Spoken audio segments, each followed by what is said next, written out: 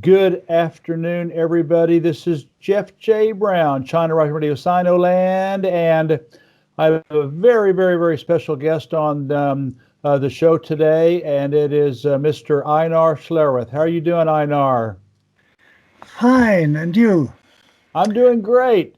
It's I was when we agreed to do this interview, I was sitting there thinking, when did we start communicating with each other? And I think it's somewhere. It was after 1918. 19 what? 1918. In the beginning of 1900, 2018. I mean, Well, I think it was maybe before that. I thought it was after I wrote my first book, and you put me in touch with Zamboni and about getting my book translated, and all. I thought it was before. I thought we'd been in touch long before that, but maybe yeah, it seems long. I wrote recently for one last week. I wrote again to another publisher, West End Verlag, to and offered them, recommended them your book, 44 days okay, okay. backpacking. Well, that's very nice of you. Maybe. Yeah, we'll see. We'll see. But anyway, Ira and I have become, this happens a lot in the publishing, journalism, book writing world. You become friends with people, but maybe you don't even ever maybe you don't get to meet in person, but you become good friends by email and phone calls and everything. And that's what's Yeah, yeah. happened with Einar and me. So let me read you Einar's I got to find, here we go.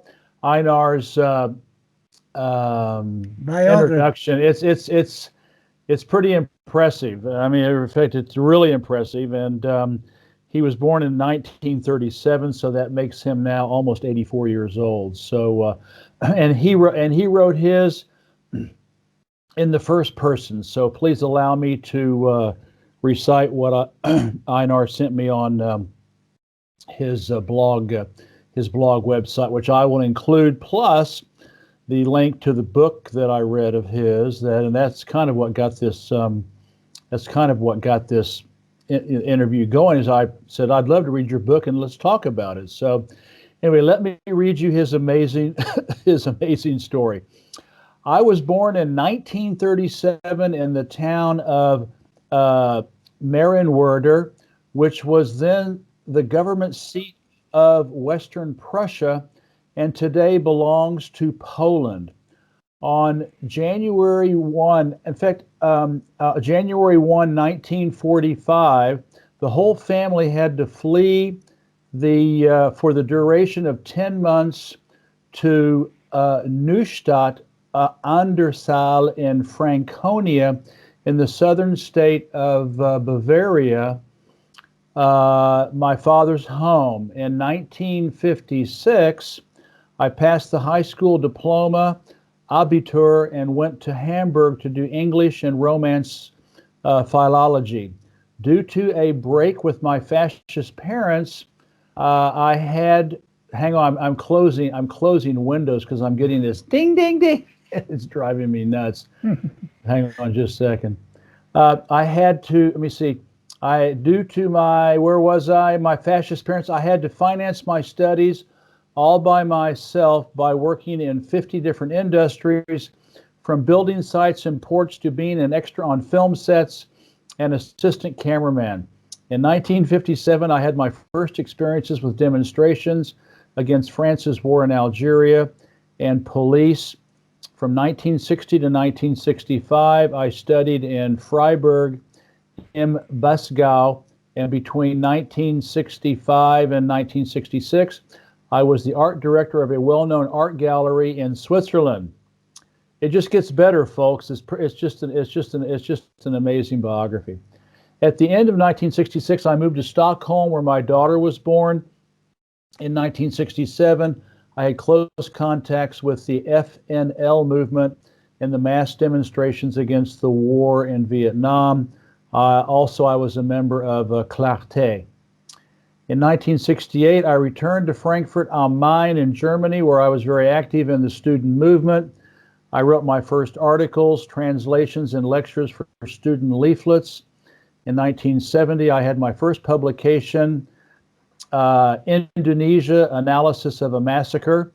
My translations included Philip Gavy's Counter-Revolution in Indonesia, Frantz Fanon's African Revolution, among others. I was co-founder of the first periodical in West Germany for Third World Issues.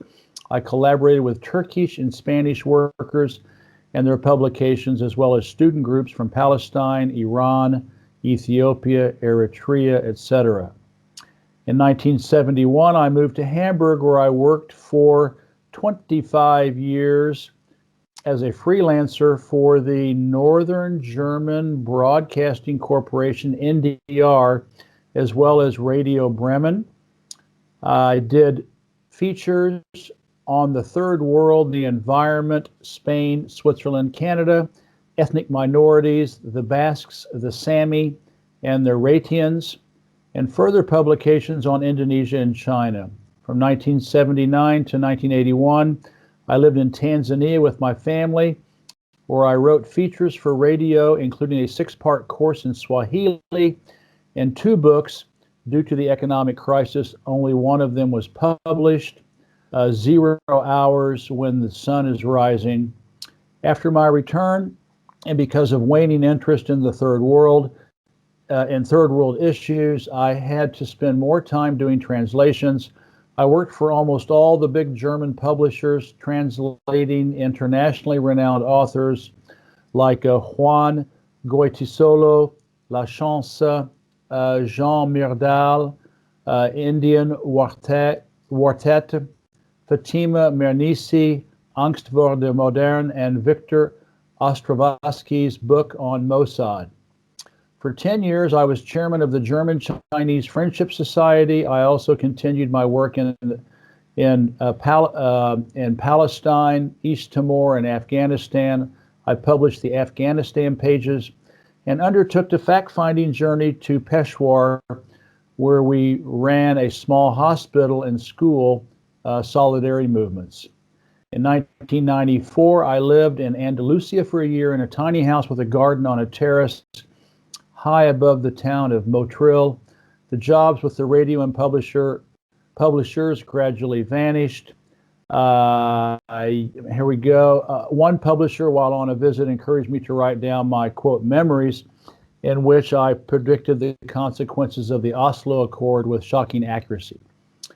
When he was about to publish them many years later, he died.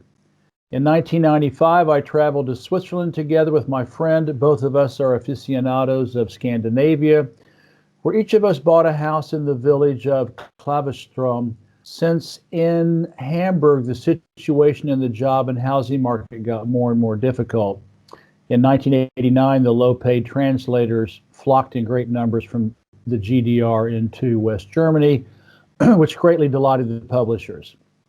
I moved to Sweden for good in 1998. Initially, I still got the odd translation job, but that came to a complete end in 1999. So I got jobs as a house renovator, gardener, language course leader, and teacher.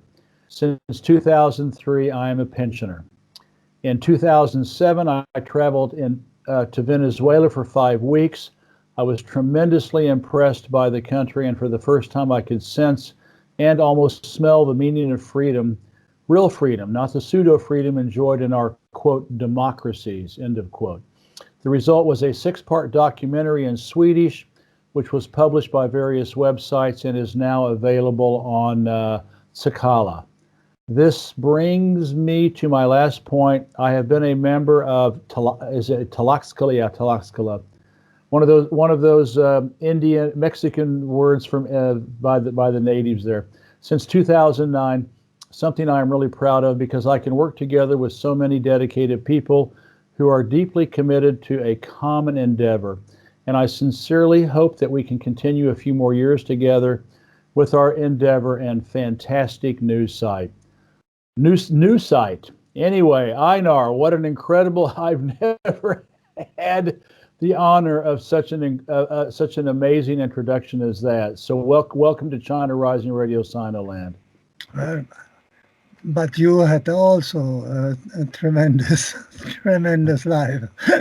Well, nothing compared to yours. And I will put his book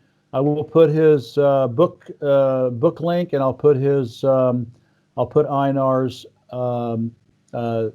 How do you pronounce that correctly, Einar? Is it Talaskala? Einar is strangely, I got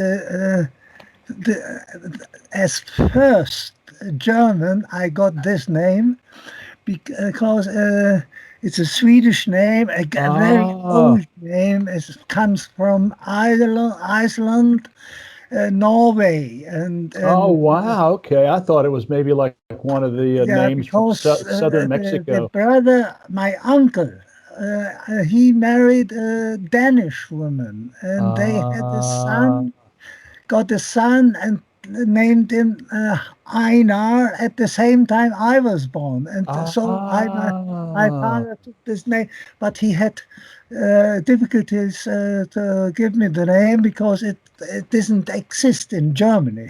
So okay. I'm the first Einar is in Germany, but now several more.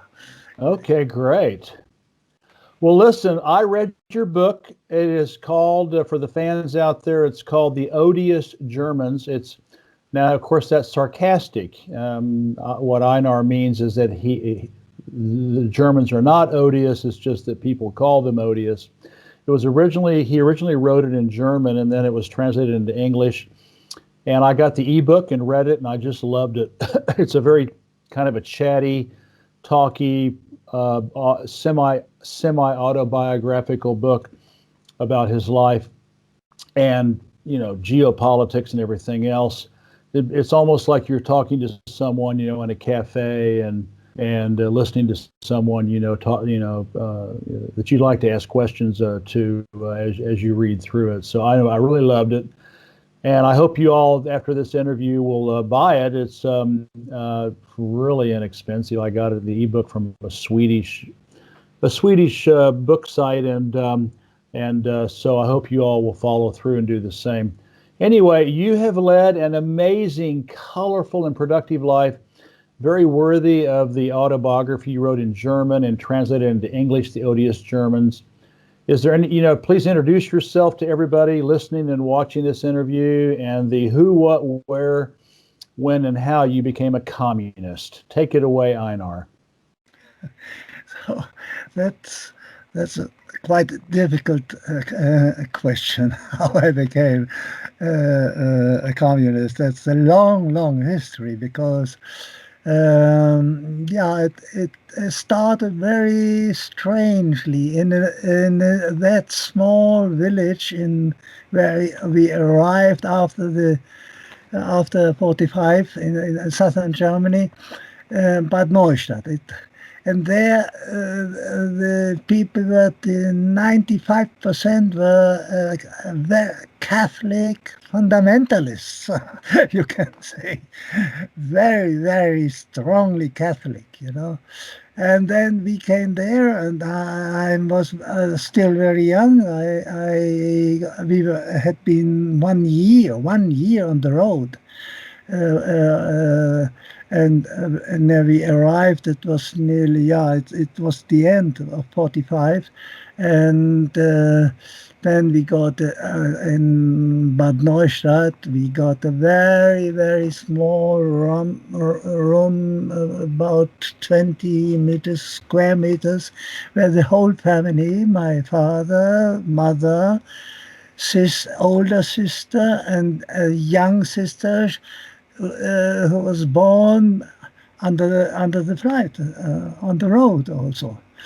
So 5 people in a small room of 20 square meters. And I was, and we were very poor because we had lost everything. Some things my father had to put in his car, because he, as he was a editor in chief, he was somebody, and could, and on top of it, he had only one leg. One leg he lost in the army, but before the war. And so I was beaten of young girls, teenies, who beat me up because I didn't went to their church, because I'm a real heathen. So there I learned something about Christianity. That was the first time that I had to think about what's that with Christianity. why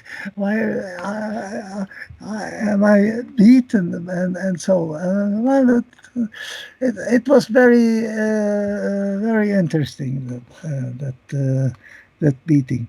And but later on, we were called the Polacks, and very treated not very nicely. Then further on, it became better. My father, he never could get back his job as a editor in chief, naturally.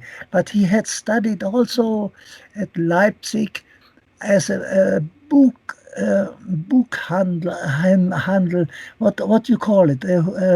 Who sells book books? binder, who sells books? Yeah, who sells? Well, yeah, Buchhändler, peddler. Book dealer. We call him a dealer, a book dealer. Yeah. Well, he had not an affair, but he made around 2 times per year, and visited all book affairs to sell books of big publishing houses, Swiss publishing house, Orel Füssli. They made splendid books at that time, with plenty of photographies and so on. Very, very nice at that time. I think just 7 years after the war, they were so exclusive, and well, and these books, they sold very well. So he and he had some more publishers with books, very interesting books, romance histories, which my mother loved. She was always sitting there with this big loving romances. Well, and then it became better. He had when you have more money, then you are more appreciated within the society. Beg your pardon, I have to draw I was going to ask you to turn the light down or something. Yeah, you're completely glitched out. It's the sun, but the sun I can't turn down. Yeah.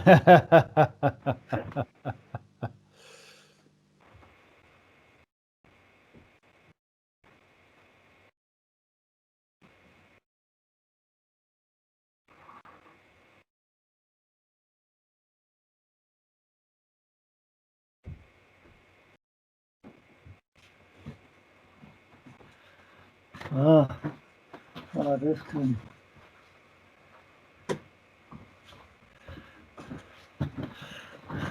Once the sun is coming, then we turn it down. Yeah, it's too bad, because I know in winter it's nice to have the sun. Anyway, you were talking about your father doing very well, being a book dealer. And there happened a thing And I asked in you about school. communism. How did you become a communist? Yeah, yes. And then at the high school, there a son of a very arrogant guy. He had some trouble with a very poor guy, and he gave him a beating, and at the end he broke his arm. And I got so furious that I gave him a big beating. And then after that, this little guy, he was smaller than we, and he was from a very, very poor peasant family in a small village 5 kilometers away.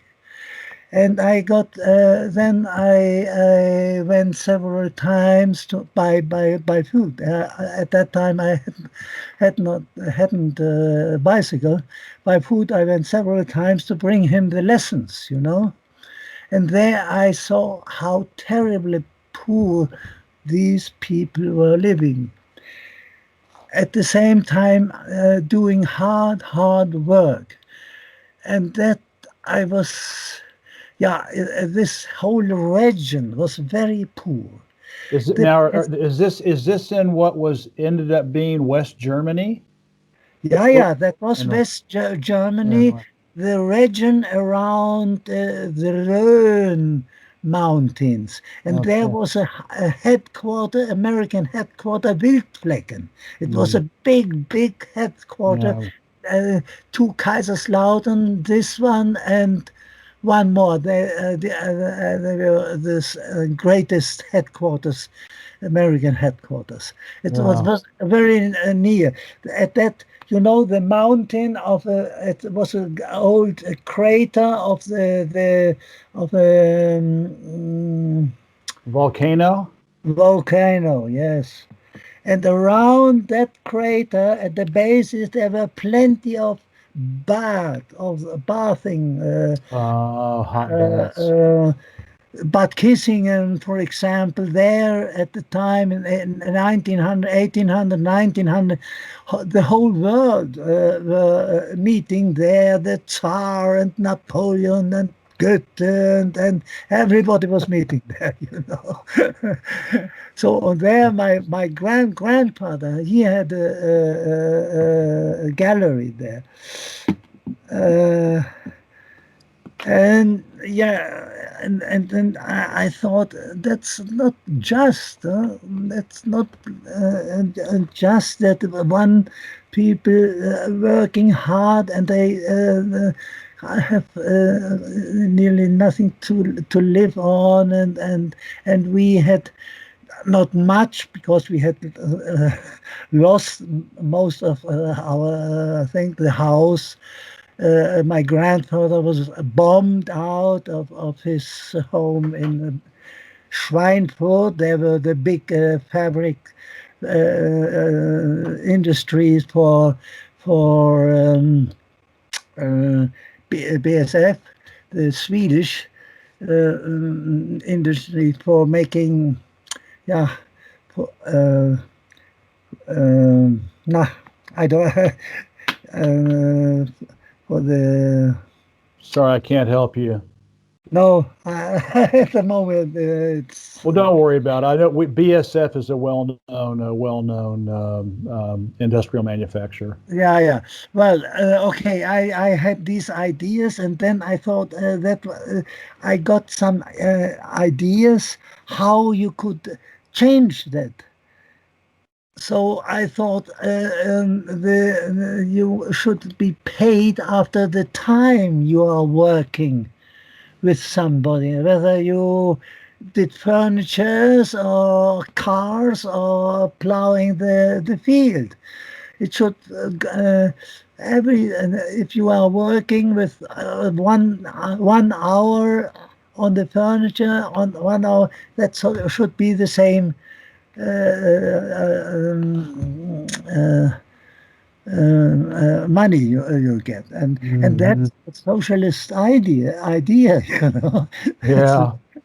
and I don't know where it came from, because there 90% were Catholics. I did never heard a word about socialism. My father was a fascist and had a library, and there you couldn't find one book on socialism, you know. So I don't know where it came from, from heaven.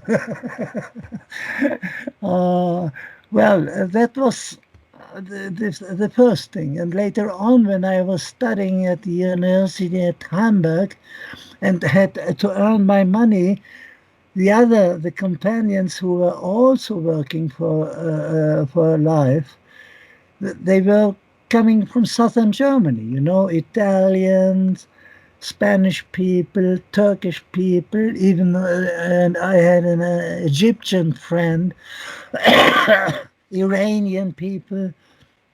So I had plenty of friends from other countries, poor countries. And they told me a lot. I was interested always also. So they told me a lot of the country, where how people were living there. And some, I remember a very large, long guy from Iran, yeah, and he had studied philosophy at Hamburg, and he made his diploma summa cum laude Wow. Smart guy. as an Iranian, you know, and he was a socialist or a communist also.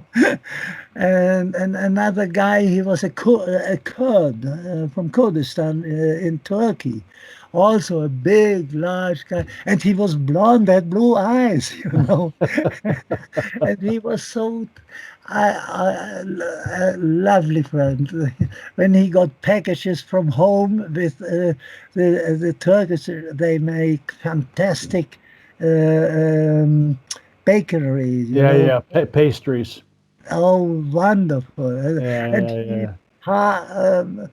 gave us always invited us always, and I thought these people were so nice, and especially these communists, the Turk and even the Egypt, he was also communist, and the Iranian, and from Spain there were some communists, and well, we had a lot of discussions, and there I fetched some ideas also, but that it was not a study. Yeah? I didn't study the thing. I listened. And I learned a lot about.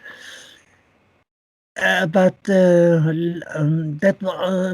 was the second step where I got information about communism, about communist people. One thing also, on the road, when we were on the road, flying from my hometown, we one night we had to sleep in a waiting room of a train station, and everybody had been already laid down on the floor. It was a big room, a waiting room, yeah. And we were sitting in a corner there, long from the door. The door was at the right, and we were sitting further up in the corner, and then suddenly the door went up, and in came two guys. And those people who were still awake, the Russians, the Russians. And they came very slowly and softly. They went over everybody who was sleeping, and came directly towards us, and gave to my sister and to me a small chocolate, you know. Wow. Yeah. A piece of And chocolate. then they went back without saying a word, back to the door and out. So that was very interesting. You know, those bad Russians. And my parents never, and they didn't say a word about that. But that's was very important, you know, Yeah, yeah. an Left it experience left like an that. impression on your mind, their kindness. Yeah. Because my father, as a editor in chief, you can imagine what kind of texts and stories he told about Russia Yeah, the evil and, Russians, and the evil Slavs. the undermention, the Yeah, the under undermention. undermention. Yeah. Yeah. And And then also, later on, go ahead. when when I went to Sweden with my new girlfriend, after meeting her, and we thought, where we should go. Let's go to Sweden. She knew also Sweden. She had been. She had seen more of Sweden than me. Yeah, I had seen more in the south, and she had seen already in the north. And we went there to Stockholm, and there she gave birth to a little daughter.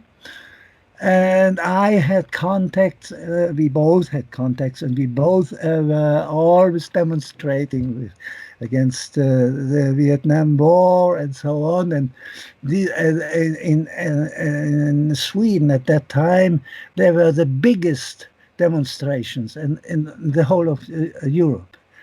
And Wow. yeah, the police, they gave us some beatings and so on. But at the end, last big demonstration, it was led by Olof Palme. you know. Oh, Palmer, really? Wow. So, so that's perhaps many speculated that maybe in the murder of Palme says it was somehow uh, managed by the CIA and Oh, so. I'm sure it was. But in Sweden they have enough reactionary fascist people who Yeah. also can do it. Yeah. Yeah. And then after a big demonstration, I went with a guy whom I had met there at a demonstration. We went to a coffee and discussed the demonstration, and we discussed communism. I wanted to know more about communism, and he recommended me to read the three big volumes Das Kapital of Marx. Hmm. I followed his advice and bought those three very thick volumes. You probably know them. And and at the same time, I was working in a big industry. They did very well known in all over Europe. Was well known. They made porcelain, also for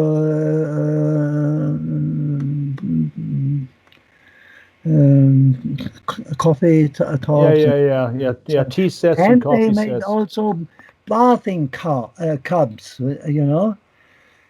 and these bathing big Oh, bathing bathtubs. Yeah, bathtub. bathtubs. They were hanging on a conveyor. First, they went by six guys sitting in a hole and spraying it with ceramic. Yeah, ceramic, yeah. And then they went in an oven that was at least 50, 60 meter long. And then it warmed up till 1,200 degrees, I guess, and came out still with 60 degrees. So, but one guy and me, we had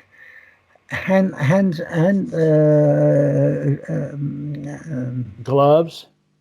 hand gloves, asbestos hand Oh, gloves. asbestos, yeah. Cancer.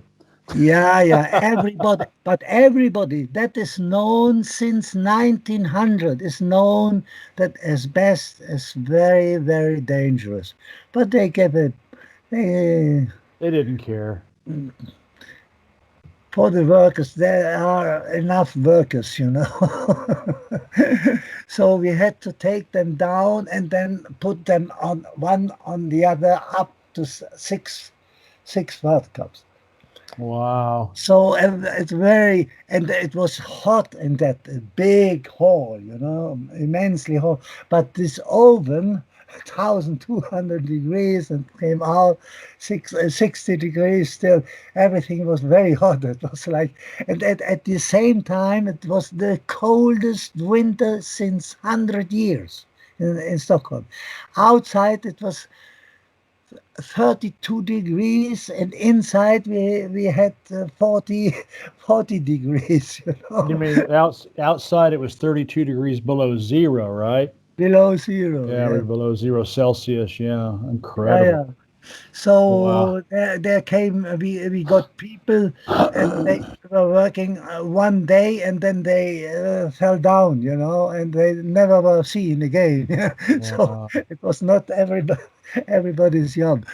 And And then in the evening, when I came home, I relaxed sometime. My wife had done some meat. I ate and relaxed a little bit, and then I studied for 3, 4 hours every day, and I read every line in those three books, and I every calculation I was controlling, you know. Well, but I was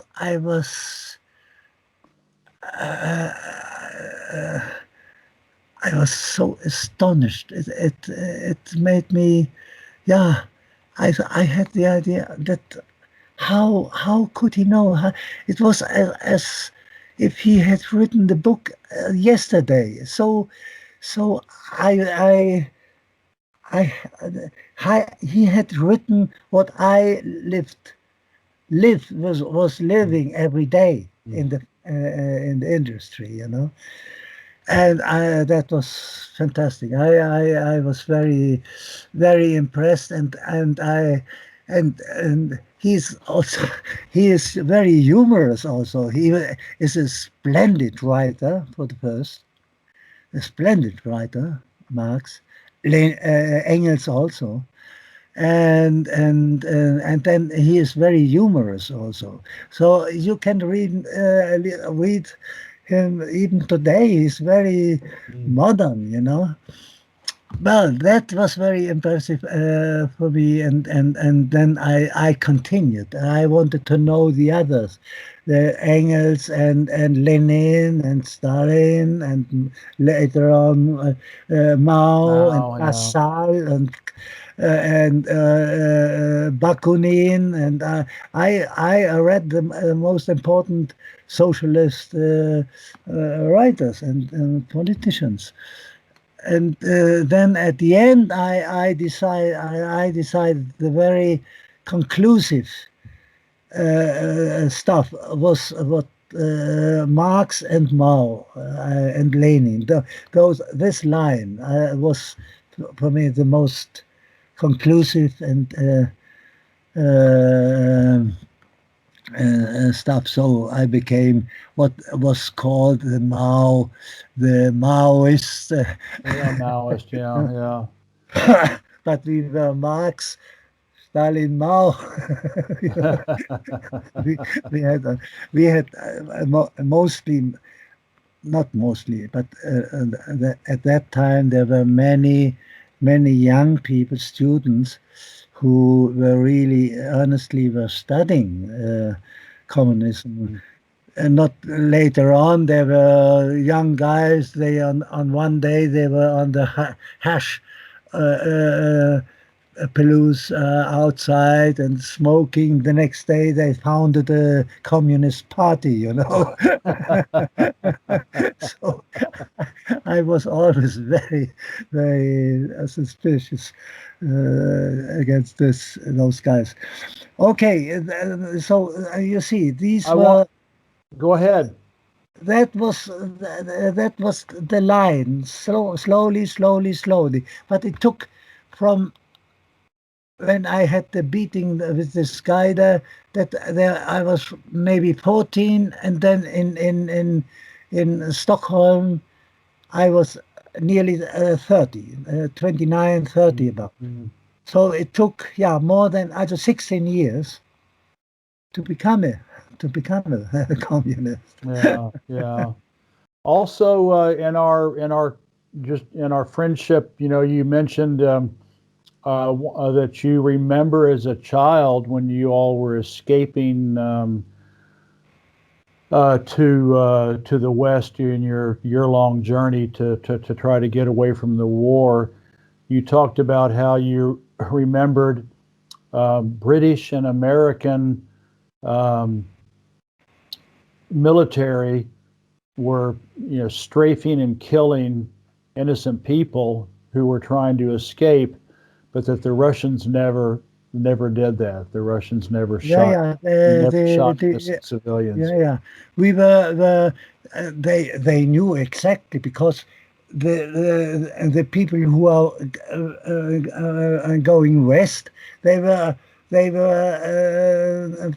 afraid, and they were flying from the Russians. And then, but on the other side, the military went to the east. You can imagine at that time the roads were not very large. You can watch a chaos existed on the roads, and then we were attacked, and then people were dying, and not only people, horses and cows and people were dead on the roads, and it was terrible. That it was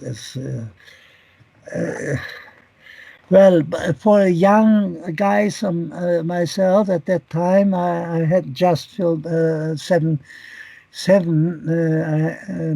became 7 at the end of December, because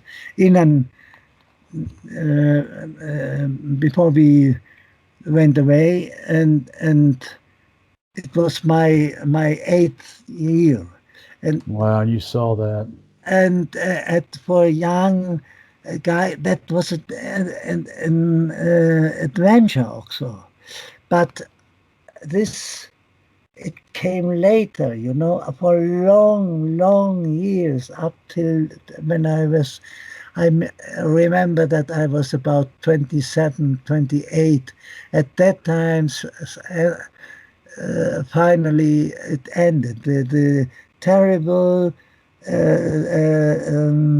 nightmares I had. So I had them for a long time. Wow. And well, I don't. I hate fireworks. I had enough fireworks during the war. Now, were these British and American airplanes, or Army people on the ground? Fighter planes. Fighter plane. Once I saw a fighter plane. Well, there was alarm. At alarm, we all went always out of the car and in the dike. Yeah. And there. Then one woman, I don't know why, she was running with a car with a baby behind over an acre, and then came an American fighter jet, and he was so near. I could see exactly those guys, her faces, grinning and laughing, and then flew over and shooting with an MG, and they missed. They made a round, came back, and then they shot them down. God. Can you imagine? But No.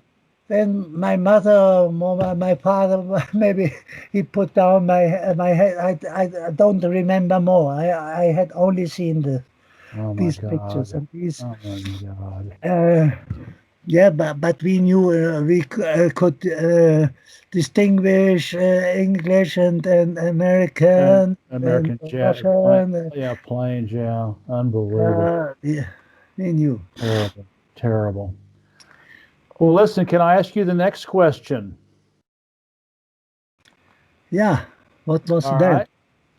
The next question is, before reading your book, I was always sitting on the fence about the numbers involved and what happened in World War II's concentration camps. Based on your extensive research and explanations, you show that the dominant big lie propaganda version is just that, mostly fiction. Please tell us about what really happened and why and how it got so distorted into a global myth. Yeah, that's.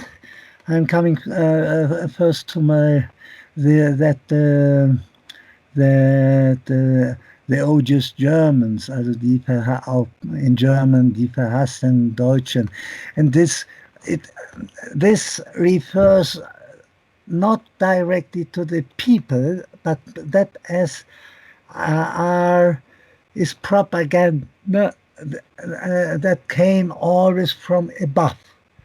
Because I went already when I was 20, I went already to Paris to better my French. I was studying French language and literature, so the French we learned in high school was not very, very great. So I went there to France.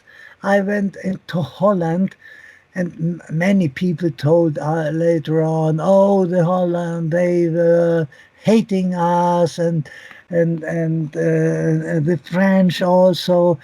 But I had never met people who yeah were bad against me, and so I went very well with everybody. I could discuss with people. I remember well, in the train when I went to Paris, nobody spoke German, and I spoke with my little French I had learned in the school. But later on, when I arrived in Paris at the Gare du Nord, then I was looking at these big house and the big train station, and what will I do now? And then came one guy of my from the train, and he talked to me in German, and he told me that he couldn't speak in the train German. Then he would have been attacked by the French people. So, but then he came out and helped me to find my first hotel, little hotel in Paris. Uh, but I found out it was a bordel. So the next day I moved to another one.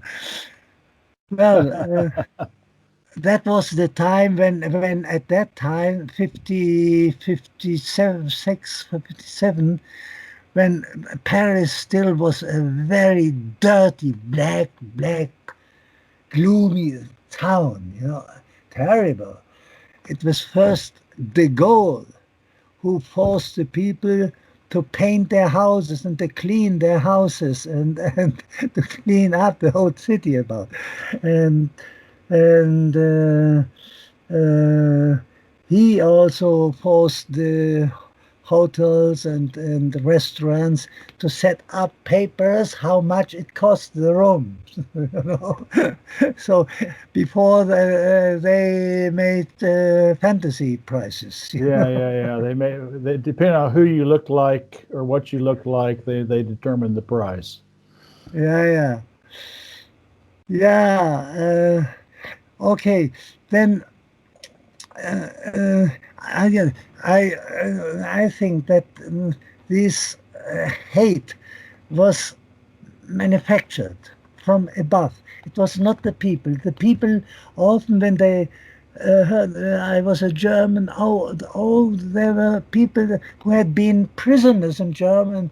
Oh, they said, oh, I had a good life in Germany, and the people were so nice, and so, and it was always. I didn't feel good with that. I thought also if the other people they would protest, but nobody protested. I was standing in a post office, and he was so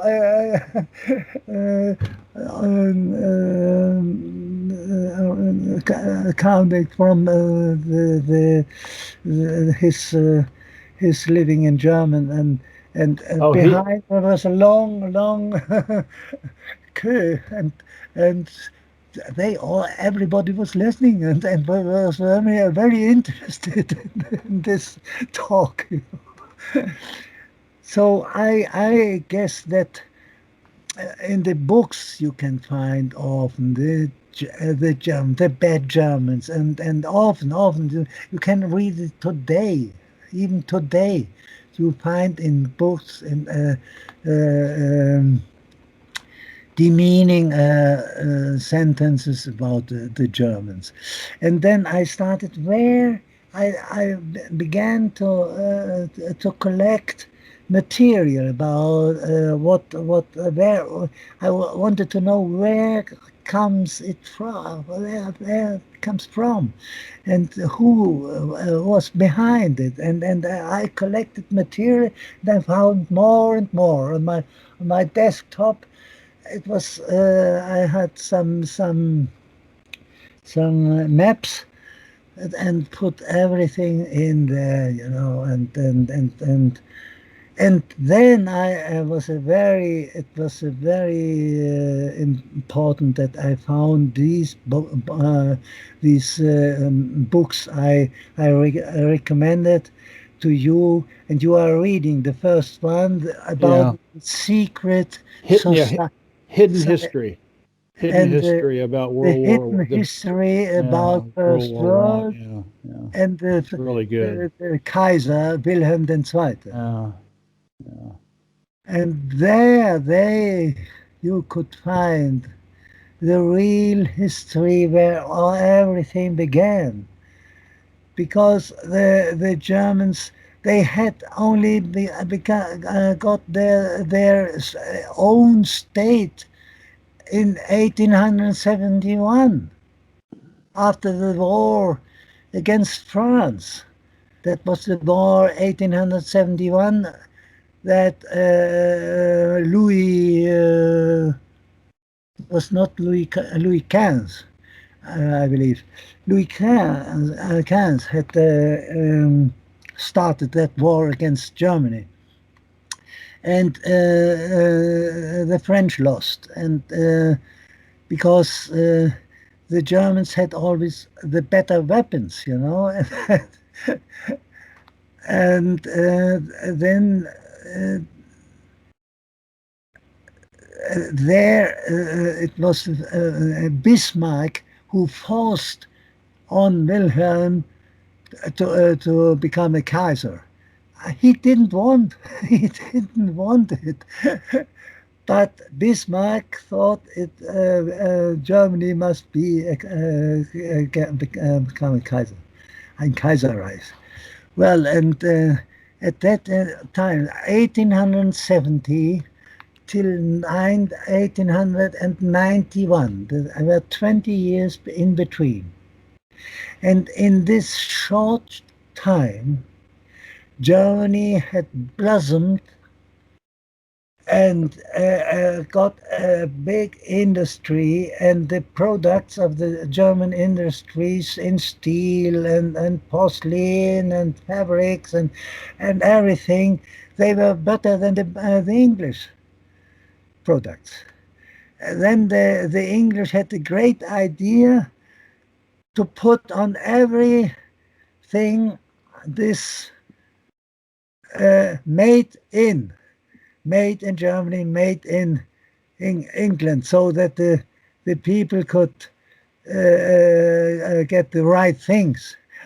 But it was, they were shooting themselves in the foot, because then the people knew even better. Oh, that's German, that's good, you know.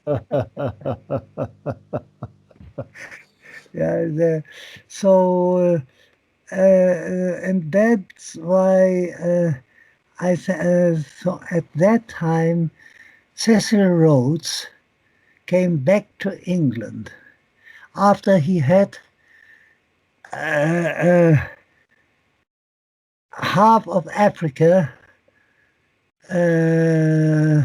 submitted,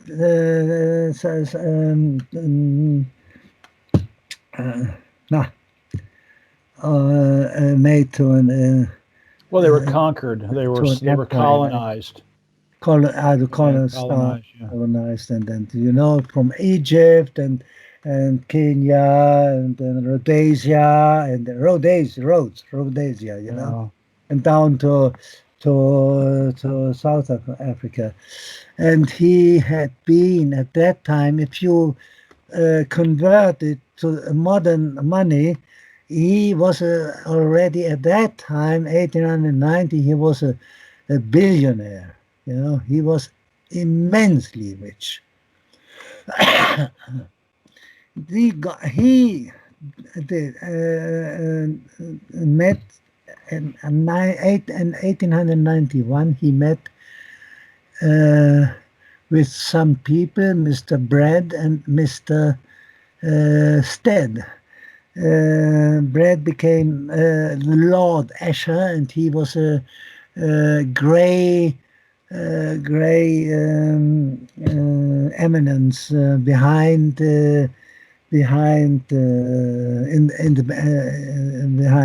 never on the front, you know. And they high from the highest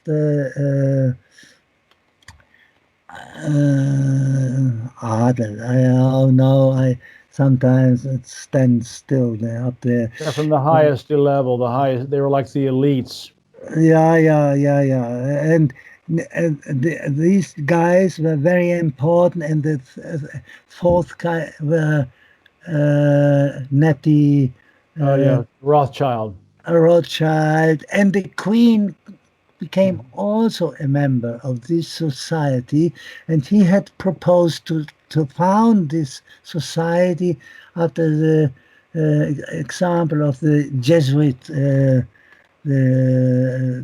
society. Orders, the Jesuit order, the Jesuit order. And this society, and he said, well, we, the English had already seen that their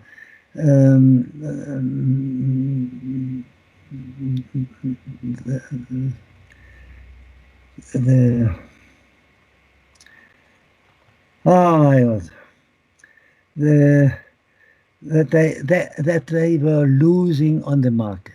That they were losing the markets in Africa and Asia, and so they decided, that was the idea of Cecil Rhodes, we have to destroy Germany. Cetero censeo.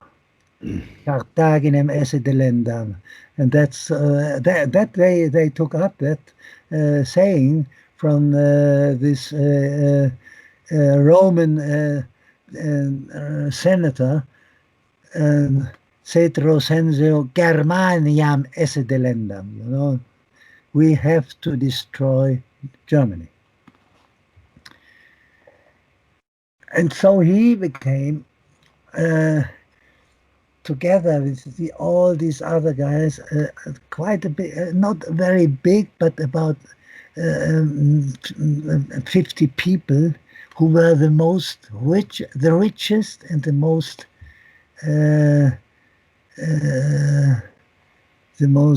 important. Influential, a lot of influential people, power. And big papers, newspapers, and big industry bosses and big bankers. So they decided and making up a plan, and up till that time, England had been very isolationist. Isolationist, yes. Yeah, isolationist. Yeah. And they had to change that, and that wasn't easy, because England was known as the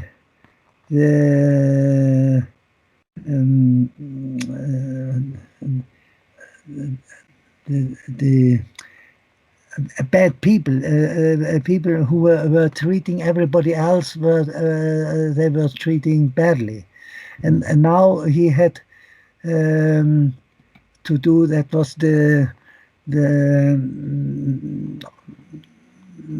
especially the sons of the Queen, George, who became after her death, he became the king.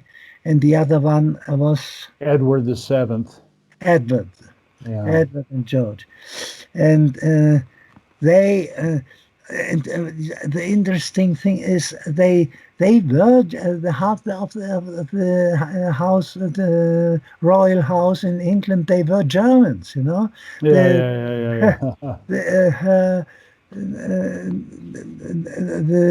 The husband of her daughter was from a German Coburg, a Saxon line, and he was called by the Queen always the Hun, you know. Imagine. So that at that time started this word. The propaganda and the campaign to drum up a war against Germany, and so from 1891 they worked on that until 1914, when they finally got the war going. It's just it's an amazing book, Hidden History. But I've got you know, you have. I bought it. In fact, here's the book. Here's the book cover right here. You can read it after you read Einar's autobiography. It's really, really good. And thank you for putting me onto that book. And I also bought the volume 2, where they extended the World War. That 2.5 years. If you are reading, I'm reading. I had read only parts of it. But now I'm reading the complete book again. Part 2. It is terrible. And then if you're reading that, you get the impression that the whole war was a farce. Yeah, well, it was. It's incredible. You will see. It's incredible what happened during the war, because the Germans. This is already in the first book. The Germans, after 1 year, they had won the war, and Wilhelm gave a proposal of peace. He made a peace proposal, a very everything rests like it is. Nobody takes over pieces of the other. No reparations. and we stopped the war. He hated Wilhelm II. He hated war. He was against war. He did everything, and that they are telling. I don't know how far you got in the book. Well, they're not there yet. I'm at about 1909, but I've been through the Boer War. I've been through the Boer War in South Africa. So right now I'm at about 1909, and so. But let's get before we move on to the next one, because we're going to talk more about World War I. What I was shocked. You really laid out a lot of references about the fact that the concentration camp numbers in World War II are highly inflated, and the one that two things stuck out in my mind. One is that you said that right after the war, the Red Cross did an entire inventory. They visited everywhere. They did all, the Red Cross being neutral and blah, blah, blah, blah, blah, blah, blah. And the Red Cross came up with a figure of 260,000 people died in the concentration camps. 360. 360,000 people died in the concentration camps. And then the other one that just blew me away is that, you wrote about how Eisenhower hated the Germans, and that they had imprisoned, they had a million German prisoners of war in, what was it called? Something fields. It was like an area. The Rhine fields. The Rhine, the Rhine, and going down to the Netherlands. The Rhine fields, and that they literally starved those million soldiers or prisoners of war to death, and exposed them to exposure, disease. It was winter. They had winter. Not even caps or nothing. They had to grow a hole in the earth, and no water. They had to collect the water of the rain, and every German who came to give them a piece of bread, they were shot immediately. Yeah, unbelievable. And you said a million of them died. A million died, and you said they actually used Auschwitz, the concentration camp, to burn the bodies. Not to burn. No. You are not yet there. Maybe you have forgotten about. It's like that. That these the 1 million. That's a lot, huh? Every day they died hundreds, and they were put on lorries. And have you looked up the No, I didn't videos? have time. You have so much. You have so many references in your book. There's no way I'm going to get to look at them. Yeah, but they are on YouTube. You can find those videos. That those famous regisseur. What's his name? Oh, you said it was Alfred Hitchcock that filmed it. Hitchcock filmed it, and you see exactly the lorries loading those corpses in the Rhine region and carrying them to Auschwitz, because there were no corpses in Auschwitz. And there were no ovens. The first man who had the idea after a long, this was Irving, the historian, Irving. Have you read on him? Well, he was called the most famous a historian about Hitler. He knows the most. Oh yeah, yeah, yeah. I know you're talking. I can't think of his first name. Washington Irving? Nee. No, no, no, no, no, no. Oh, David. David. Yeah, Irving. yeah, yeah. David Irving. And then he had the idea and said, "Yeah, why nobody is looking after? There must be lots of bones and ashes and so on, and there must be you must find those ovens, because those ovens they leave rest of, if you burn this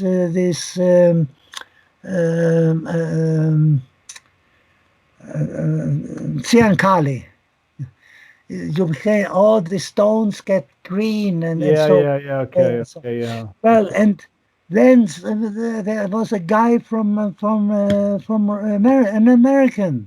He was no fascist, but he was interested, and he was going to Auschwitz. He was going to look. He found one oven, one. But that oven you find in every prison, in every cassette. It's for cleaning the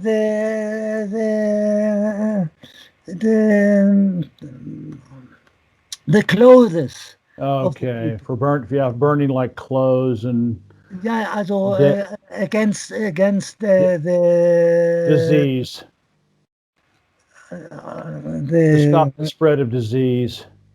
yeah, and this he found.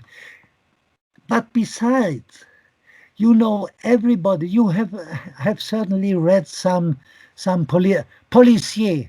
En français, on dit policiers. Yeah, police. Yeah, yeah. Police books. If somebody kills anybody, he's cleaning everybody, everything, and rains and all the traces he is Yeah, yeah. Trying to get rid of all the evidence. yeah, that is already, then he makes himself guilty. Why? If there is a big terrible crime like burning 6 million people, and why they are destroying everything, why they destroyed everything, burned it down, why after 2/11, after the two towers came down, 9/11, why 9/11. Yeah. 9/11, why they were cleaning up everything within some weeks, No, uh, days. took it away. Yeah. How? This is not normal. That is only to delete the traces if you are the culprit, Yeah. So, and then he was not the only one. There were more. There was a Canadian, there were Germans, there were several people. This Auschwitz, they have plowed through 10 times or more, and didn't find nothing. Hmm. Yeah.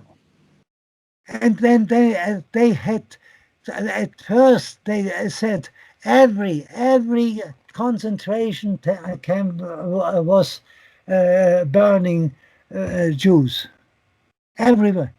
But they had afterwards they found that Buchenwald and the one near München and near Hamburg and they all those concentrations camps were very narrow, were controlled, and they didn't find anything. And then the Jews, they said, okay, it was only in Auschwitz, 6 million.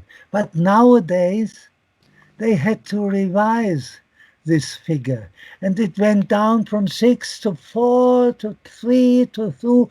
Now at Auschwitz, there is a sign here where 1 million Jews were burned.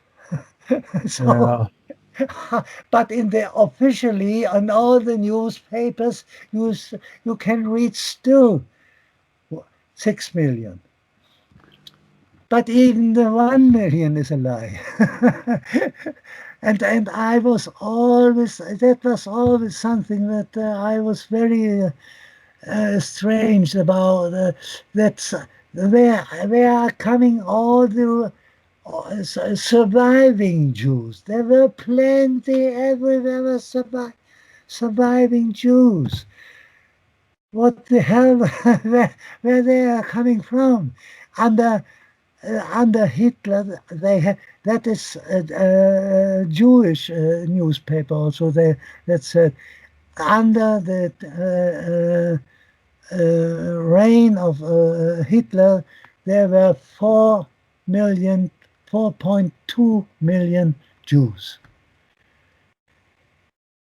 And one sentence I wrote it slightly at the beginning of the book. You remember maybe that one guy who is sitting still in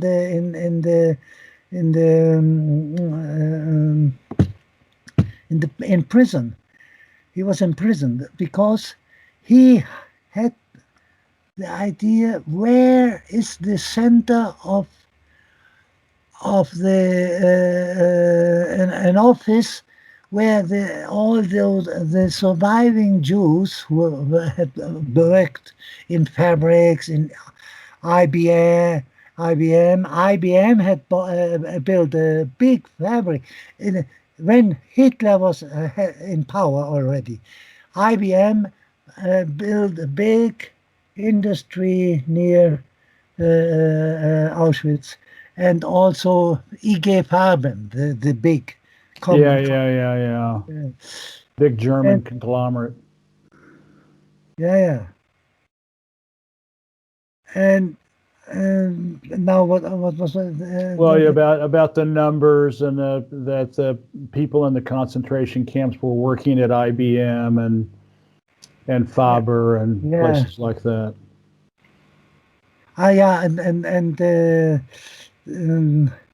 They couldn't in all the other concentration camps.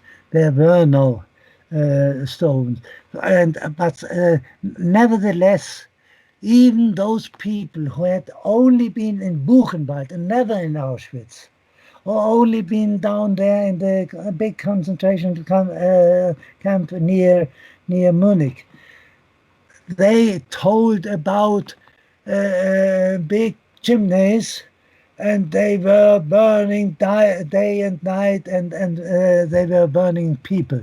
And even a big writer, Spanish writers, Sanders, like the other, I forgot the name, but he became later on. He became a culture minister in Spain. He wrote out What a Nice Sunday, a famous book, and that sold in millions. He had been in Buchenwald and said this, a very intelligent, a very literature, a very good writer. He tells the lie long after the war, that in Buchenwald there was not only concentration camp but also oven. This lie came up, you remember, that was a Russian journalist in Moscow. He came about the idea that there in Auschwitz they had burnt the Jews. He had never been in Auschwitz. He had no evidence in hand. He just, I don't know, he fantasized about. And first later on he had visited Auschwitz, and he had after the war he had the idea. Oh, the Germans they had burned those so many Jews in Auschwitz, and I saw that guy who is sitting in prison. He had found this office, and this office is in Düsseldorf. There's the office where all the Jews could get the reparation for their work in IG Farben and so on, you know. And he went there and asked how many Jews came here to fetch their money for the what you call the twangs, if you are working under threat, Zwangsarbeit, what's called? Extortion? No, if you are forced to work. Oh, well, that's just I don't know the forced labor. We would say forced labor. Forced Yeah, labor. forced labor. Yeah, Yes. forced And labor. the people who had come there to that office to fetch their money were 4.5 million. There had come more people than ever had lived under Hitler to fetch their money. Imagine. This only sentence, that's enough. That should be enough to convince everybody that the Jews are lying. Yeah. How can they say 4.5 fetch their money if only 4.2 million Jews were living under the thing? Later on, many revisionists, you know, those who are called or doubted this number and wrote about, they are called the revisionists, you know. The revisionists, yeah. They are always coming to the same number, about nearly the same number as the Red Cross from Sweden. Yeah, 360,000. 360,000. Well, and I thought that was also a big crime. They were maltreated. They had become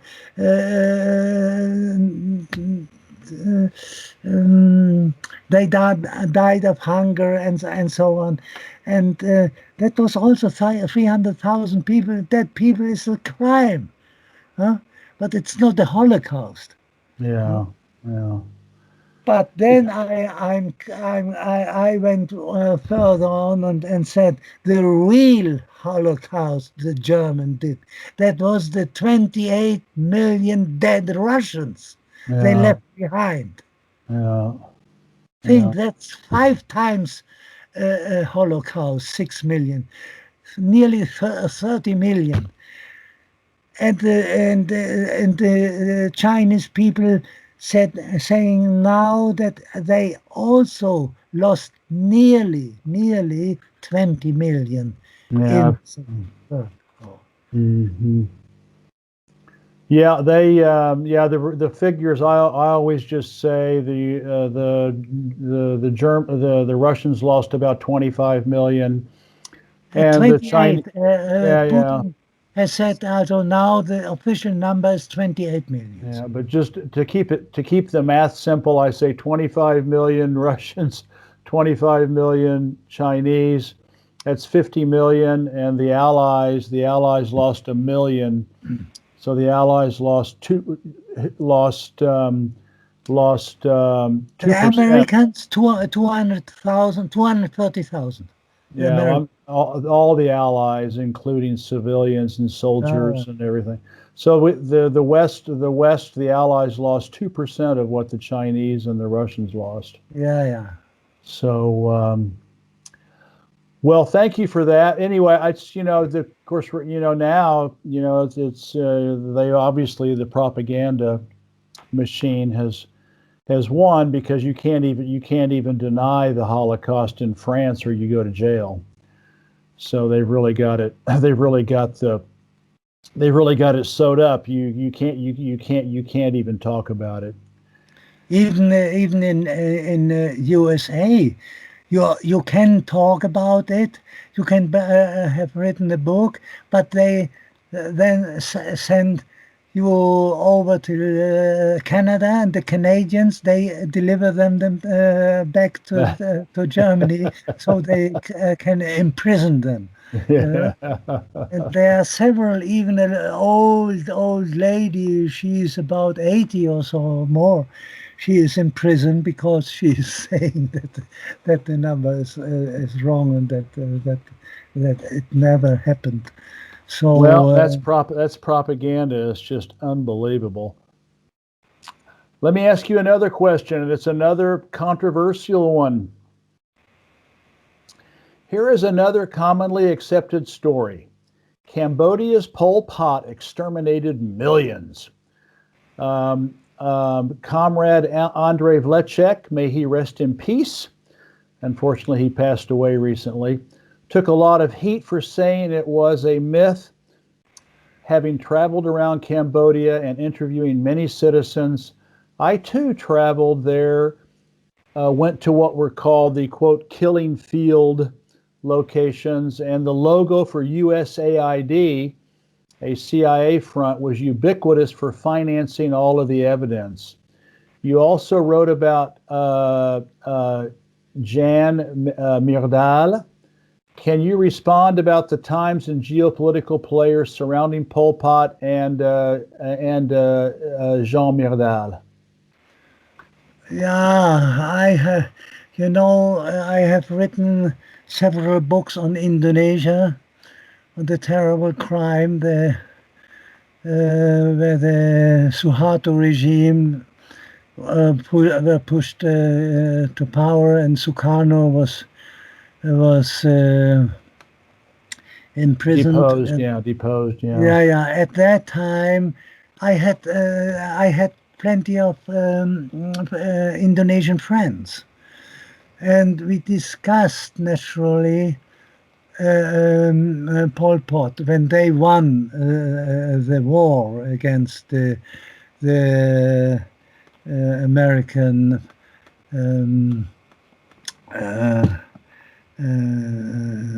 guy they had. Noel, something Noel, N-O-L. Lon Nol. Yeah, Lol Noel, the dictator, the fascist dictator. Then the Pol Pot, they won the war, and they started with their kind of socialism and started to make a socialist society. And we had discussed a lot with my friends, and they were mostly they were intellectuals, and had read a lot about it. They knew even people who had went there to Cambodia. So and then at that time, at the beginning, it started also hate campaigns against Pol Pot.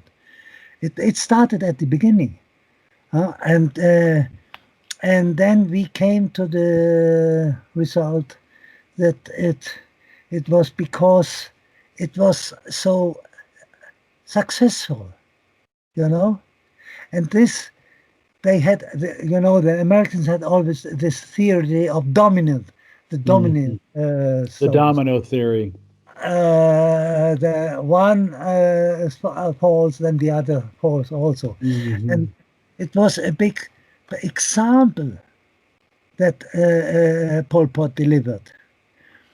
And And then at that time, also Jan Myrdal went not only alone. He had once been allowed. Afterwards, he came back to Sweden, and then he organized some 5 people, journalists, more from the most important papers in Sweden. And they together, this group of 6 people, went down. They could look at what they wanted. They had no paper following a paper. You have to go there and there and there. Nothing. They could decide, we want to see that, we want to see that. And they and naturally they some things they said they visited together, other things they have seen alone, and so on. They came back with paper. Everybody had his vision of but in total it was positive. It was. They had not seen what we were told, that on the fields the peasants are working under the threat of a machine gun. There are military on the side of the fields with machine guns, and they had never seen that. They had barely seen a soldier on the roads in the towns. Nothing. They had a lot of discussions with Myrdal. He knew very well Pol Pot and Yan Seng and several others of the Politburo, and they had a little different theories about socialisms, more like Münzer. You know, Münzer was a big adversary to Martin Luther. Martin Luther, he was friend with the kings and with the. Oh, Martin Luther King in the United States. No, Martin Luther, the real Martin, the first Martin Luther. Oh, the first Martin Luther. Wow, the original. All right. And then there was another one, a big revolutionary. Thomas Münzer. He was a revolutionary. He was on the side of the peasants, you know, but he was beaten by the feudals, the lords and the feudal military, and they took a terrible revenge in Germany. Friedrich Engels said once, you know, in literature you can often read that the Germans are so submissive to the upper government and so on. And in Engels, he said that this terrible revenge the feudals took during the after winning the war against the peasants, they killed thousands and thousands and thousands, you know, and the peasants had killed some very evil feudals under which they had toiled and worked, you know, some thousands, like the French Revolution. The Revolution, there were 2,000 were killed by the guillotine, but afterwards were 30,000 were killed by the feudals, you know. Yeah. The rich people take always revenge, terrible revenge, if the people is standing up. They don't like that. Absolutely. So you're saying that Jean Myrdal and these other journalists went to Cambodia when Pol Pot was in power, and like Andrei Vlecek said, and what Israel Shamir. I have another friend also, Israel Shamir. He Yeah. has written a wonderful book, Flowers in Galilee. You should read it. It is wonderful. Mhm. Israel Shamir. He was also in Cambodia and says the Ah. same as Vulchek as Jan Myrdal. And I have a friend, Professor Caldwell. He was at the scholar professor at the university in England. He decided to go down to Cambodia and write a book and thoroughly studying and the whole thing. He went there, and when he came down, and 3 days later, he was murdered by a gang of Vietnamese people. Hmm. So they were anxious. They were anxious that somebody would find out. You know, it Well, is when I was there, when I would go to these killing field locations with the skulls and the bones and that all that that, doesn't it I doesn't saw. exist anymore. But we were only there just a couple of years, 2 or 3 years ago. But there was the USAID logo on all the signs, so it was the USAID that was Yeah, financially backing all this supposed yeah, evidence. yeah, yeah, yeah. That's like the USAID is the CIA. So I immediately said to myself, well, how can I believe this when when the USAID and which is backed by the CIA, which is basically a CIA front, is paying for all this? How can it be credible? So that's when I decided that that Andrei Vlecek obviously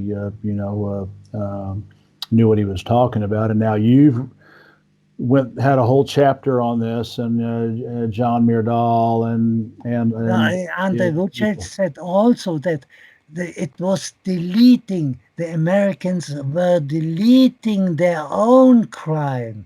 They had bombed Well, yeah, Laos and unbelievable. Cambodia terribly in Oh, 10 yeah. years. They bombed it more than Germany in the whole during World War II. And all those millions that were killed. Then you could find a lot of skulls in the Yeah, we also went to Laos and went to the museum there where they all the 80 all the bomblets and all these bombs, and they can't farm half the country because the United States dropped hundreds of millions of bomblets, like little mines actually, and that people step on and they get their legs blown off and killed, and there are what unbelievable. you remember there in Laos there's some a place, a big plain with jars, with Yeah, the plain of jars. the plain of jars, yeah. Hmm. They bombed that. They bombed everything that was moving. You know? so so that was, I guess, and Bulchek said had also that idea that it was a method to delete their traces. You Yeah, know? yeah, yeah, yeah, yeah. Okay, it was Pol Pot. Yeah, there you Easy. go. Yeah, yeah, yeah, yeah. Deflect the crime onto somebody else.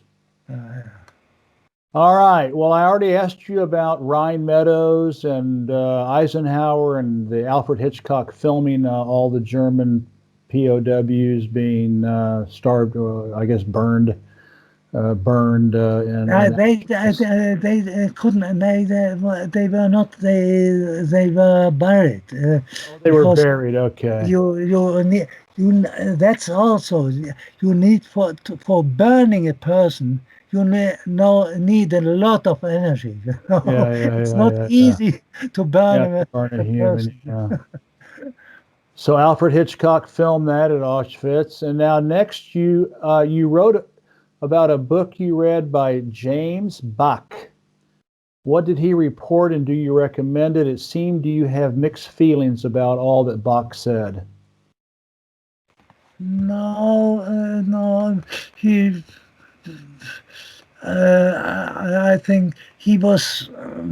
He wrote a big book about these 1 million soldiers.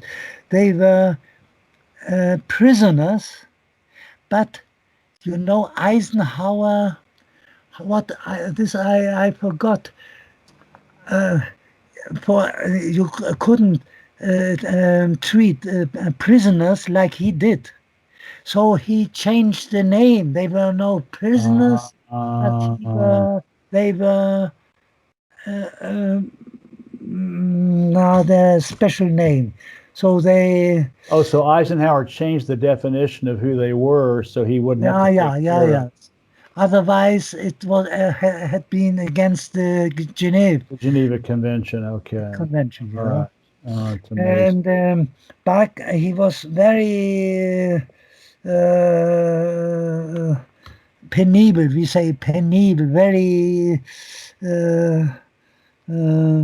harsh. Not harsh.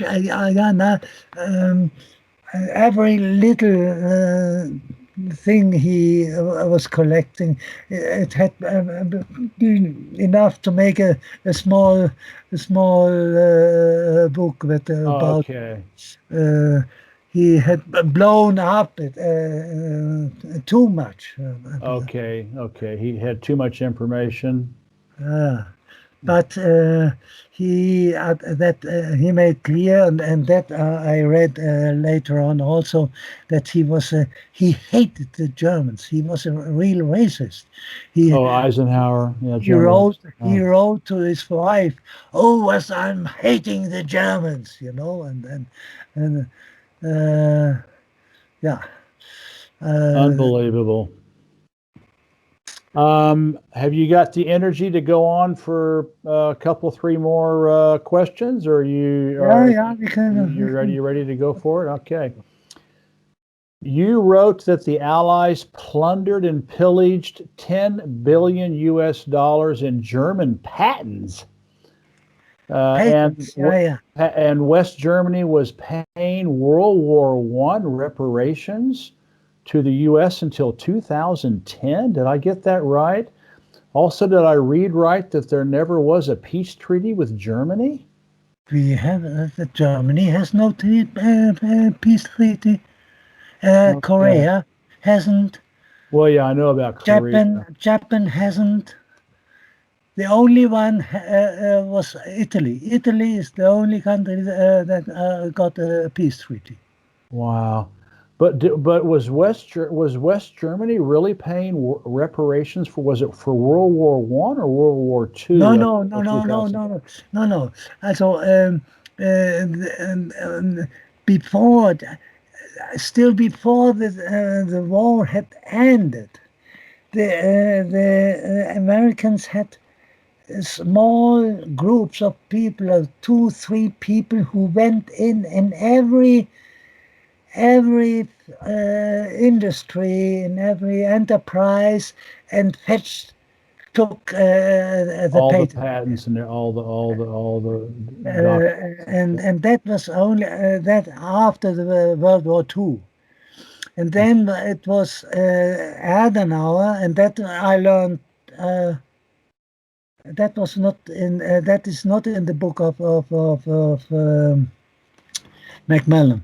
I learned that these were immense. They took away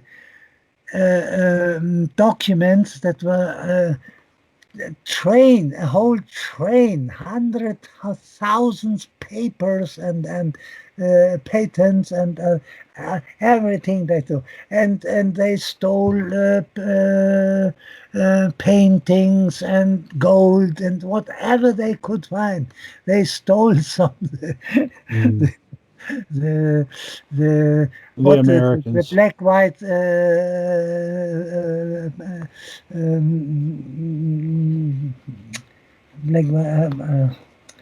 Now I don't know. Oiseau, what's Oh, Oiseau? the mockingbird or the black and Yeah, white yeah, bird, the mockingbird. mockingbird, Yeah, yeah, yeah. they're also stealing. And they stole all the mockingbirds. And then they And blamed the even, and then they I and thought then they blamed the Germans for it, that they stole all the stuff. Yeah. and Adenauer, he was a friend. He was a very, very pro West and a big friend of the Americans. But nevertheless, he several times said that you have taken all the patents and they were worth at least 20 bil- billion of dollars. So that should be enough for reparations. But they didn't listen. No, what they never counted. These 20 billion was extra, and then we paid up till very 2010. very recently the last the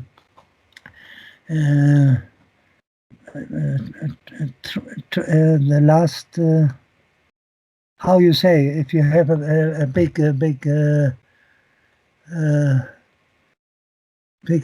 sum to pay, then you pay in tranches. Oh, Tranche, in tranches. Yeah, tranches. tranche. Yeah, it's a The French word. last tranches were some years ago. Okay, but was that for World War One or World War Two No, or no. both?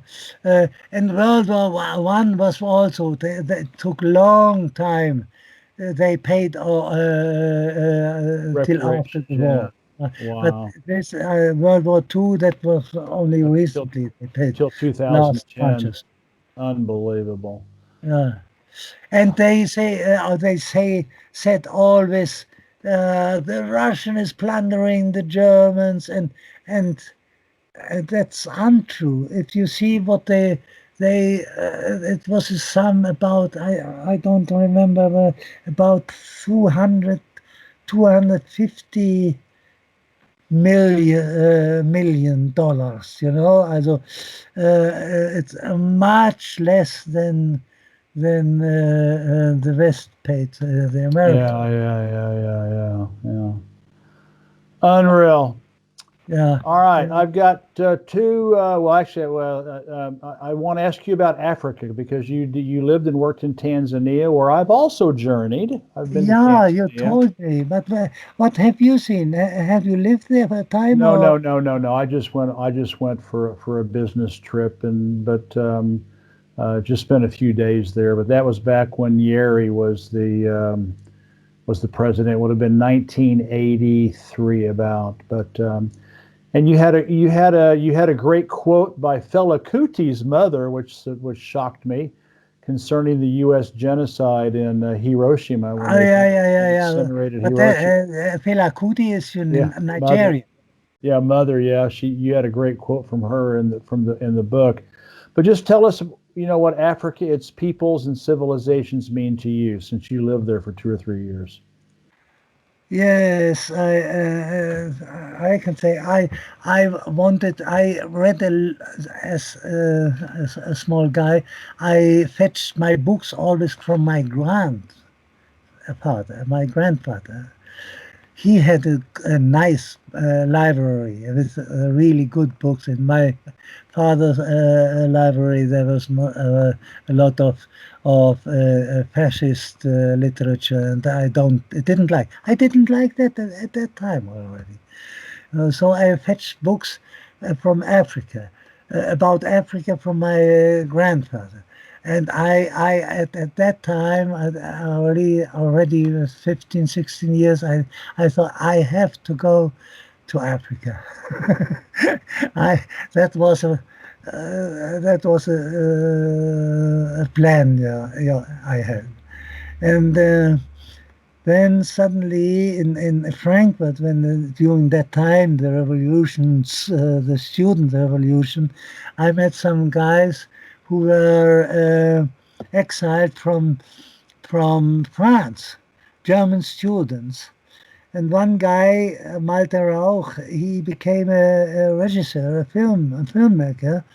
And suddenly one day we saw accidentally in TV, not I had never a TV, but with friends, I saw a film on Mozambique, which my friend Malte Rauch had done.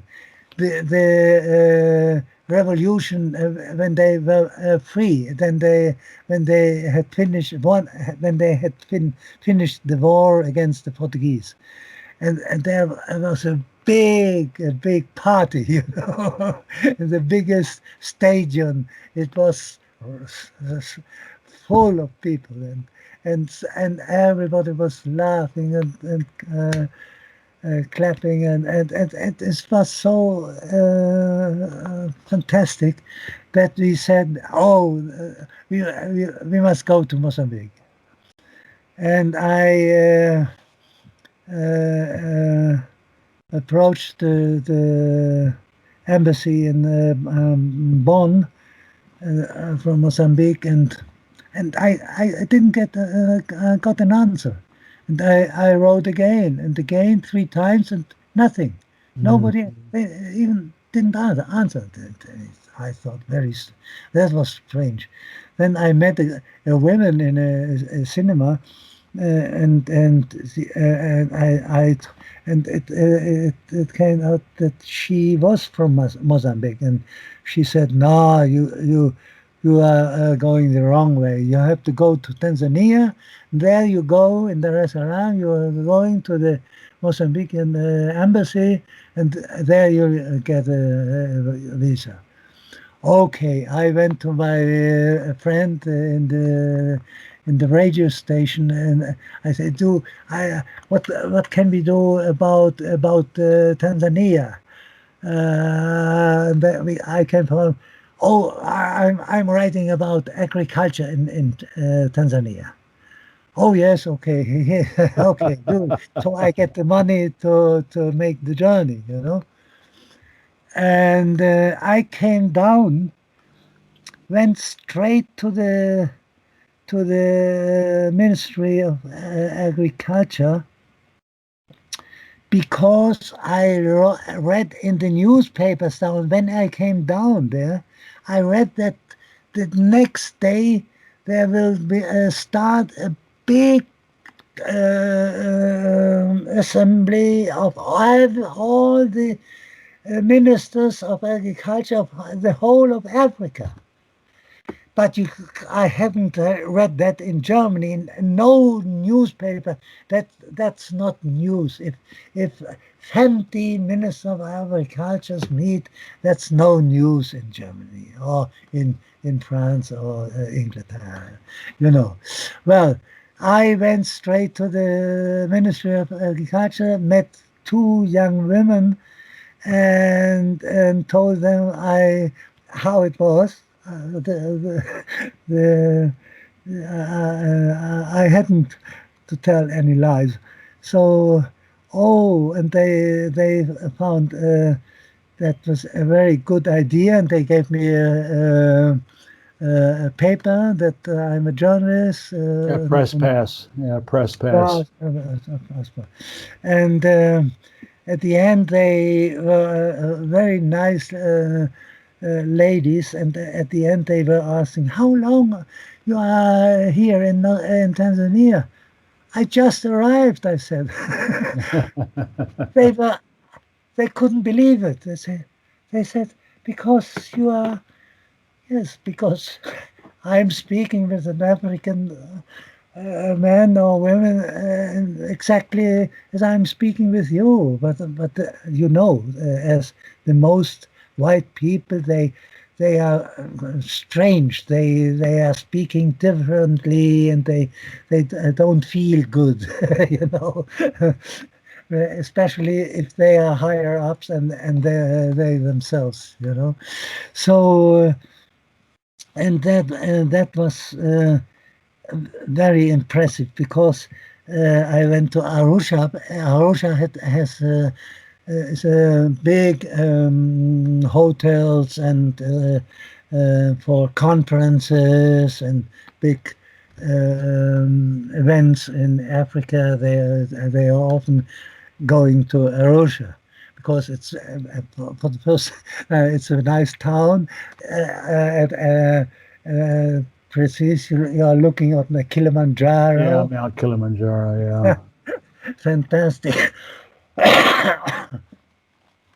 Well, and well, I could speak with a lot of people there, and we had. I was living in the hotel where Hemingway sat and wrote his Snow of the The snows Kilimanjaro. of Kilimanjaro. Okay. That was very interesting. So I have had seen because they had organized some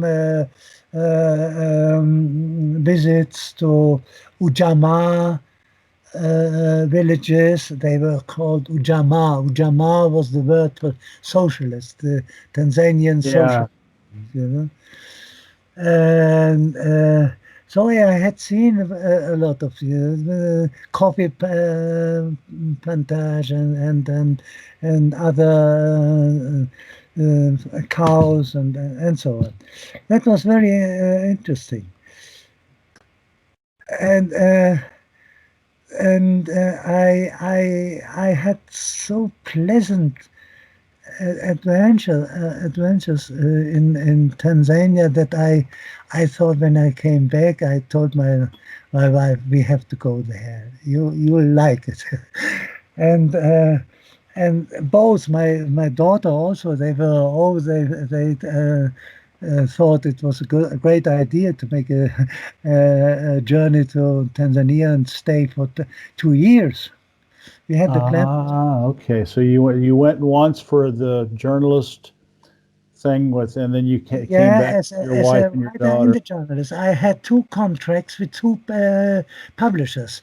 One Okay. book should be about women in Tanzania, and the other one more general, the history, economy, politics, and so on. Uh, Okay. and so and I could do the book on the women because I had two women with me. So the first thing we did, I can't make a journey and from one town to the next and looking here and here and here and make photos. I have to stay on a place and look and meet people and discuss with them and come narrow to them, you know, and we had to. We were always on place in small villages. In some villages, I guess there was never a white man, you know. So, and we were uh, living in mud houses, but they are Yeah. the best ones. They are they are cool. It's very hot outside. They are cool inside and very nice. You know? We loved it. I hate these machines. This nah, the climate Oh, air conditioning. air conditions. No, and those you don't need in mud houses. Yeah. They are very agreeable. They are fantastic, and there we had no car. We always traveled by bus or a boat or a ship. And we had only our things, only things we could bear. So that wasn't much. Every place we had to buy some seats and table and and a pot and so on. But we bought not everything. Some things we borrowed. you know. My wife went over, my daughter, to the neighbors and asked if we could borrow the thing to prepare the coconut and so on. And they liked that. Oh, they were so always so nice, and then they could discuss how you prepare the meals and how you do this and that and so on. And they get plenty of stories. And when they come back, they told them to me, and they wrote them down. You know. So yeah, got a nice book on women. And also the other, I made a lot of interviews with governors and entrepreneurs and so on, and lot of discussions with normal people. And we went. Tanzania is big, you know, 1 million square meters. That's square kilometers, yeah. It's two times France, you know, more than 2 times France. And only at that time that there were about 20 million people in Tanzania, but it were about 100 different races, different languages. Tribes, yeah. We say tribes. They are people. They are native. They are like French. We say don't say French or German. Or the German. They have their own languages.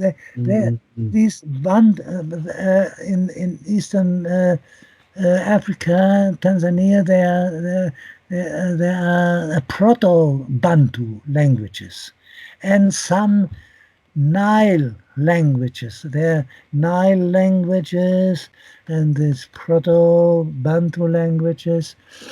And Kiswahili is a little bit, there's quite a lot of Arabian words, because Arabic, Zanzibar was sultanate. It was a sultan there. And you know that this Zanzibari, they freed themselves without 1 penny from outside. I think it's out.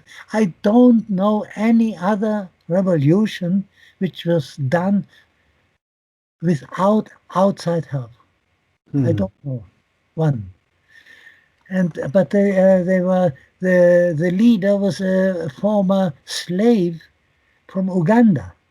He organized the troop from about 200 men. So they had 2 or 3 pistols and then one caravan, and the rest had pangas, you know. You can cut grass. Yeah. And within 2 hours, they had took the power. The police station, the radio station, and the Sultan, he had just time to hop on his yacht, you know, and went away. But the most of the most of the land was in the hand of big feudal. And those they got them nearly all and hanged them and cut them. So they freed themselves by their own hands, you know. Wow, that's amazing. And that we feel we at the end it was also clear for us that the nicest place for us was Zanzibar, because these people were very selfless.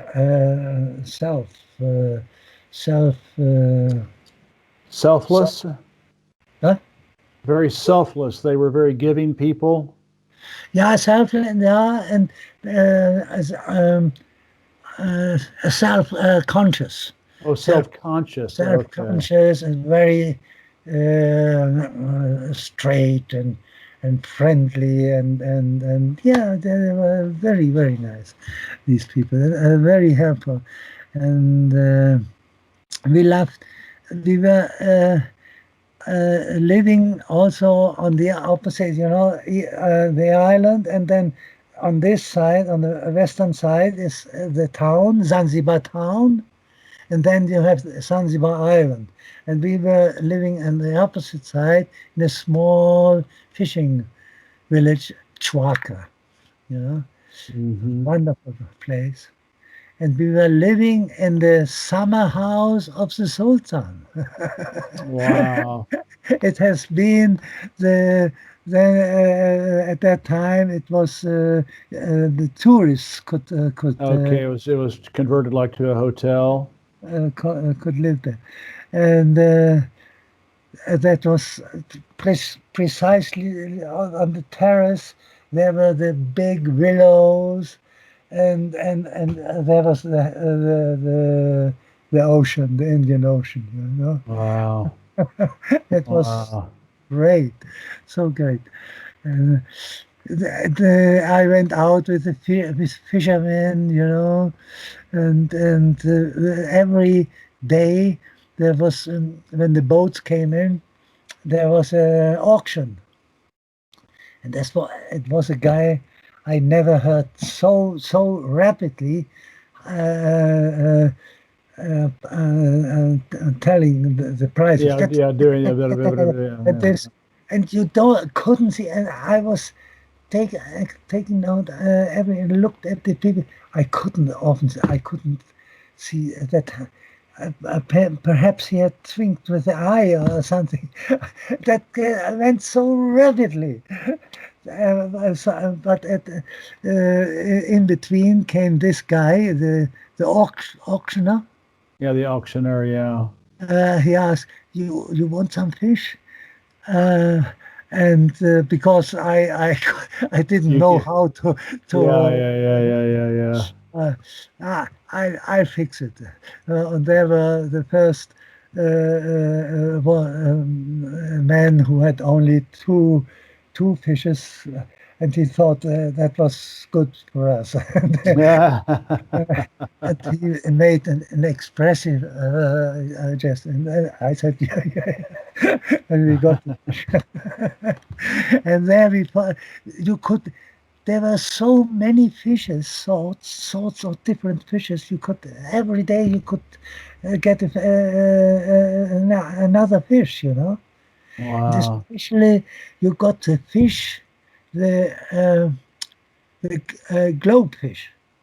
You know what it is? I know the word globefish. Yeah. But you know what it is?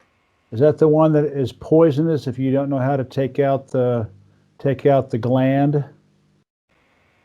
And one day, my wife, she had been at the place down there and bought fish, and she had those fish, and then, but we didn't know what it was, and we did always the fish a la African,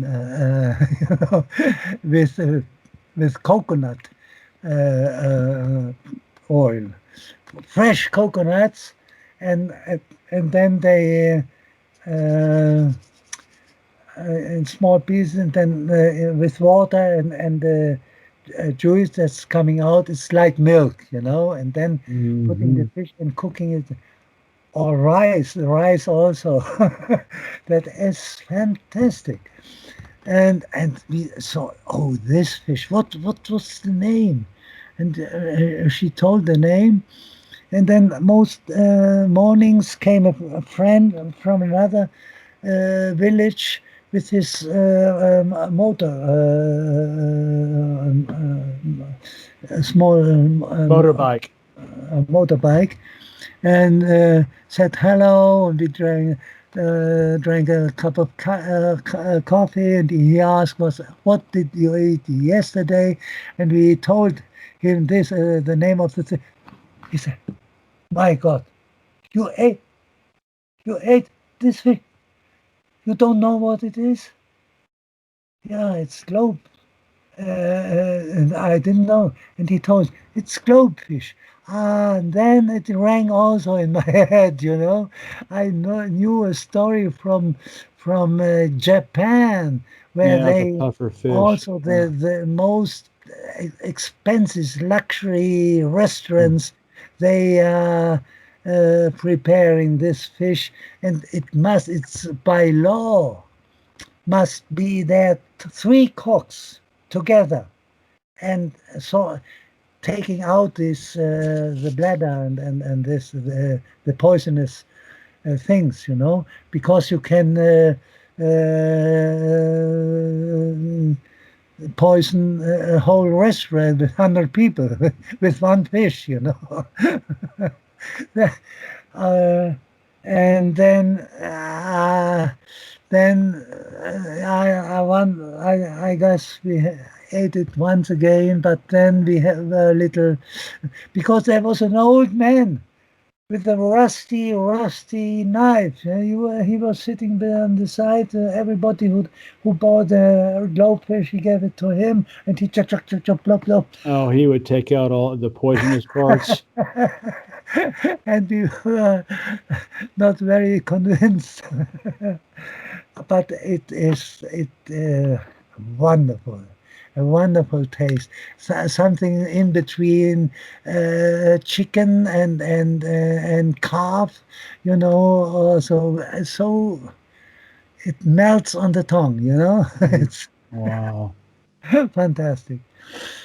Yeah, and that so we had in 10 different provinces on Zanzibar, then in Dar es Salaam we had lived, then in the north, the border of the Kenya, in the south at the border, Lindi, the border of Mozambique, then at the border to Rhodesia, Mbeya, in the north, border to Uganda, Wow. and across, then back, crossed over it's the ocean, the Victoria Sea. It's an ocean.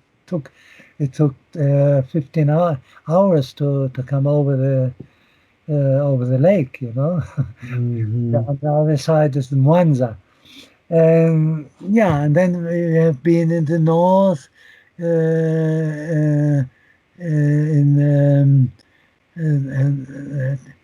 what and there it was this favorite place, a little mountain, not too high, very agreeable climate, you know, where the Germans, that they liked the place up there. It was not too hot and so on, you know.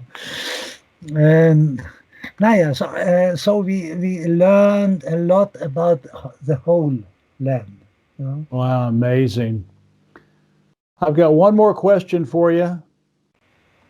In your book, you talked about that Chinese ethics, that the Chinese ethics are the raison d'etat. The reason for governing is ethics in China. What do you mean? What does that mean to you? And that being the case, what is the raison d'etat? What is the reason for governance in the West? Yes. Yeah, we all, you and me, and we lived in countries where the base of the government is the Christianity. It's not only the rights and the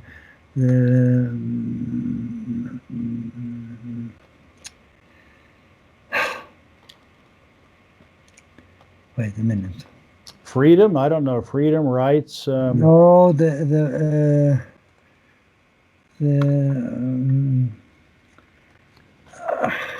Sorry, I don't speak German. just now I had the word and now it's lost. Well, don't Um, worry about it. Just keep uh, going. the well, it's a every one Western state from the US to German, French, Ireland, Italy are based on Christianity. And what happened, we know all. They were warring all the time. Wars, wars, wars. In the school we learn the story of the greatest warriors in history, Karl the Great. They are always great. The more they had warred, the more they were great. The greater they were. Napoleon the Great, and so on. And strangely, the Chinese, nearly 1,000 years, definitely the last 1,000 years, they didn't war. Went to war. Nobody. They had to defend themselves several times against the Mongols, but they didn't went to war by themselves.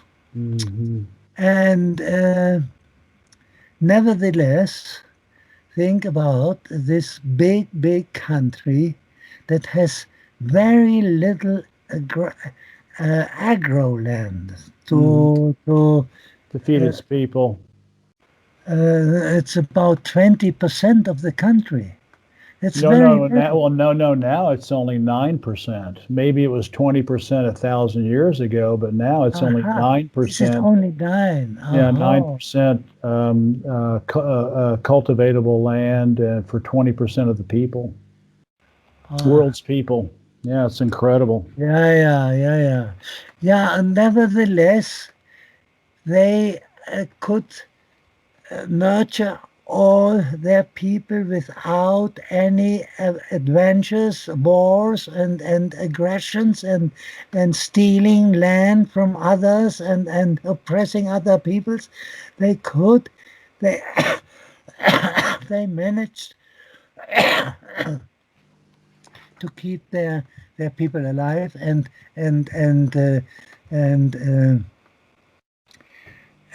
with healthy. And then I had the idea that the difference must be that they had no religion. Well, there is the Buddhism, but that the Buddhism has much influence. The most influential personality is Confucius. And Confucius, he put up the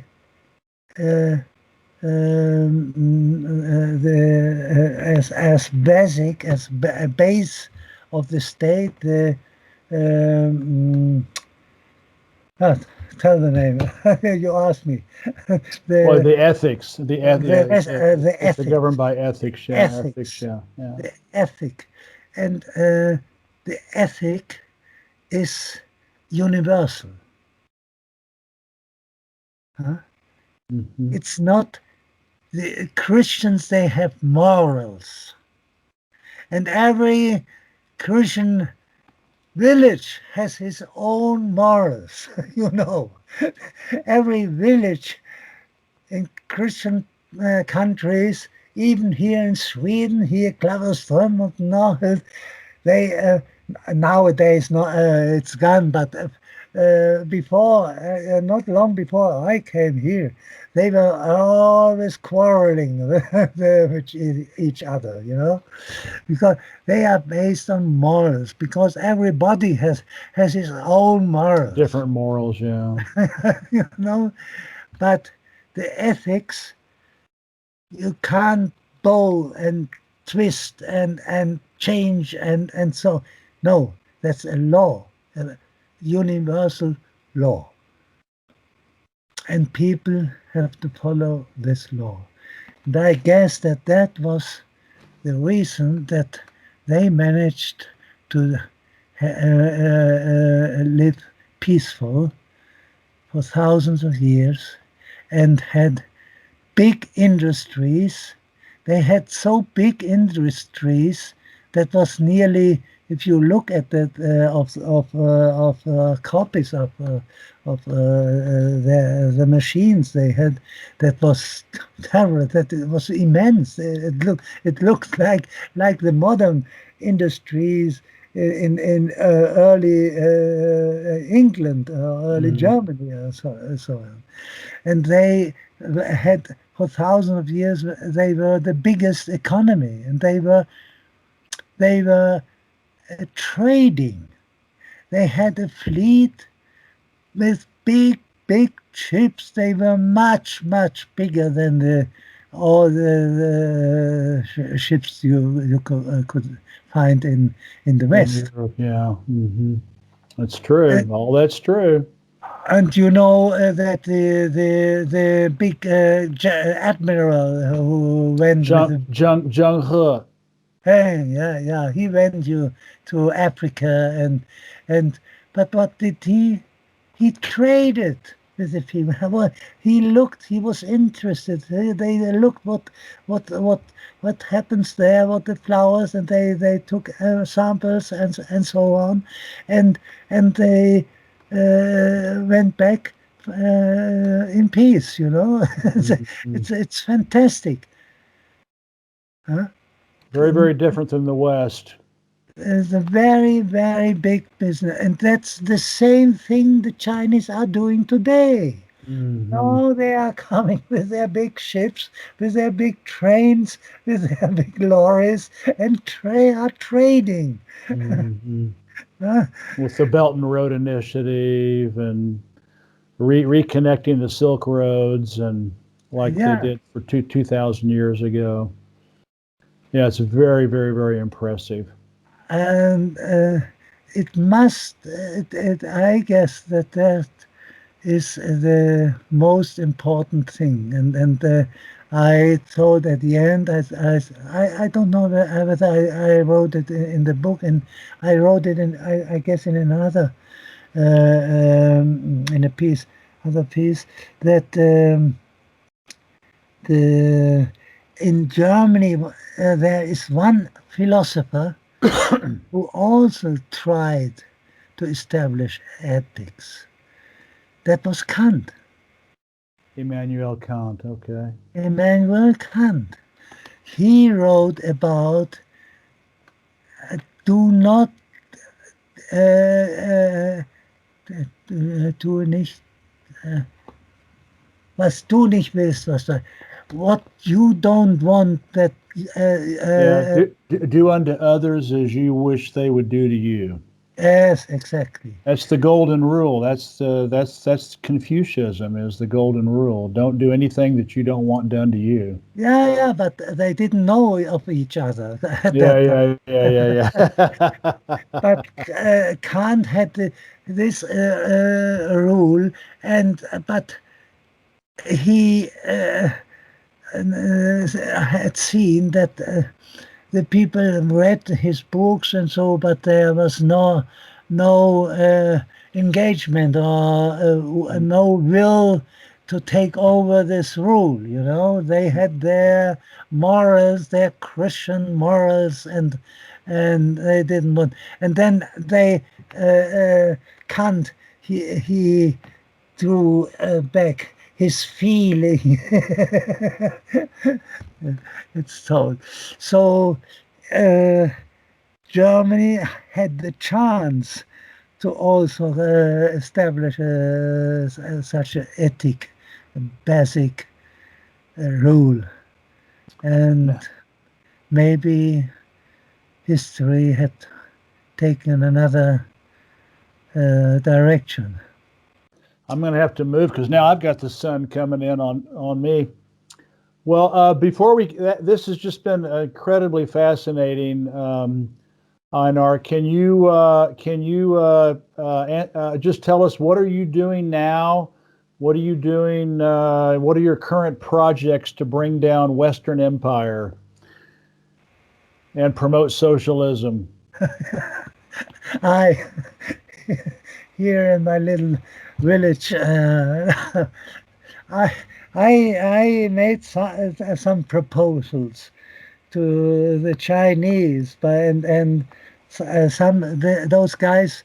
I know the Professor Elsner, who has written this book. I have to look. I think his second book has come out, and he is working on the third book, and uh, he was very glad to read this proposal, and two proposals. One proposal regarding the libraries who are burned. Did you know that?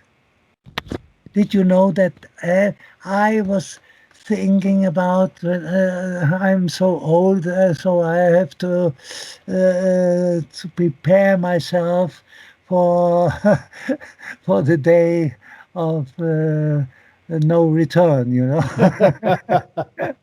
But you know, then I had discussions with the director of the library in our capital here, in our Province. Kronoberg, it's called, and she was the director of the library for the town, you know, the Stadtbibliothek. Municipal library. We say municipal. Yeah, the municipal library. But my library is not, it's all languages, you know, French and English and Spanish and Italian, that's not good for a municipal library.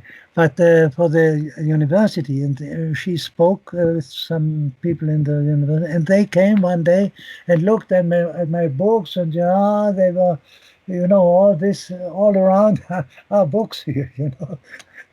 You can see, you know. Yeah. Oh yeah, I saw behind you. Yeah, you've got quite a library. And then they were looking, they were impressed and said, "Okay, now let's start." I said, what start? Yeah, we take some book. No, that's misunderstanding. When I'm gone, then you can take them. It came out that at max 2 till 5% of the books they take. Yeah, I know. Because there are so many libraries, that are donated. They can't use it. There's no place for that. Yeah, I know. It's true all over the world. Yeah. And what you know what is done? They fire it. Yeah, they burn them. Yeah. They burn them. You know. So we don't need Hitler to burn the books. We have the the filling no. The big heaps of yeah. Pyres. Oh, bonfires. We call them bonfires, where you pile up a bunch of stuff and burn it all at once.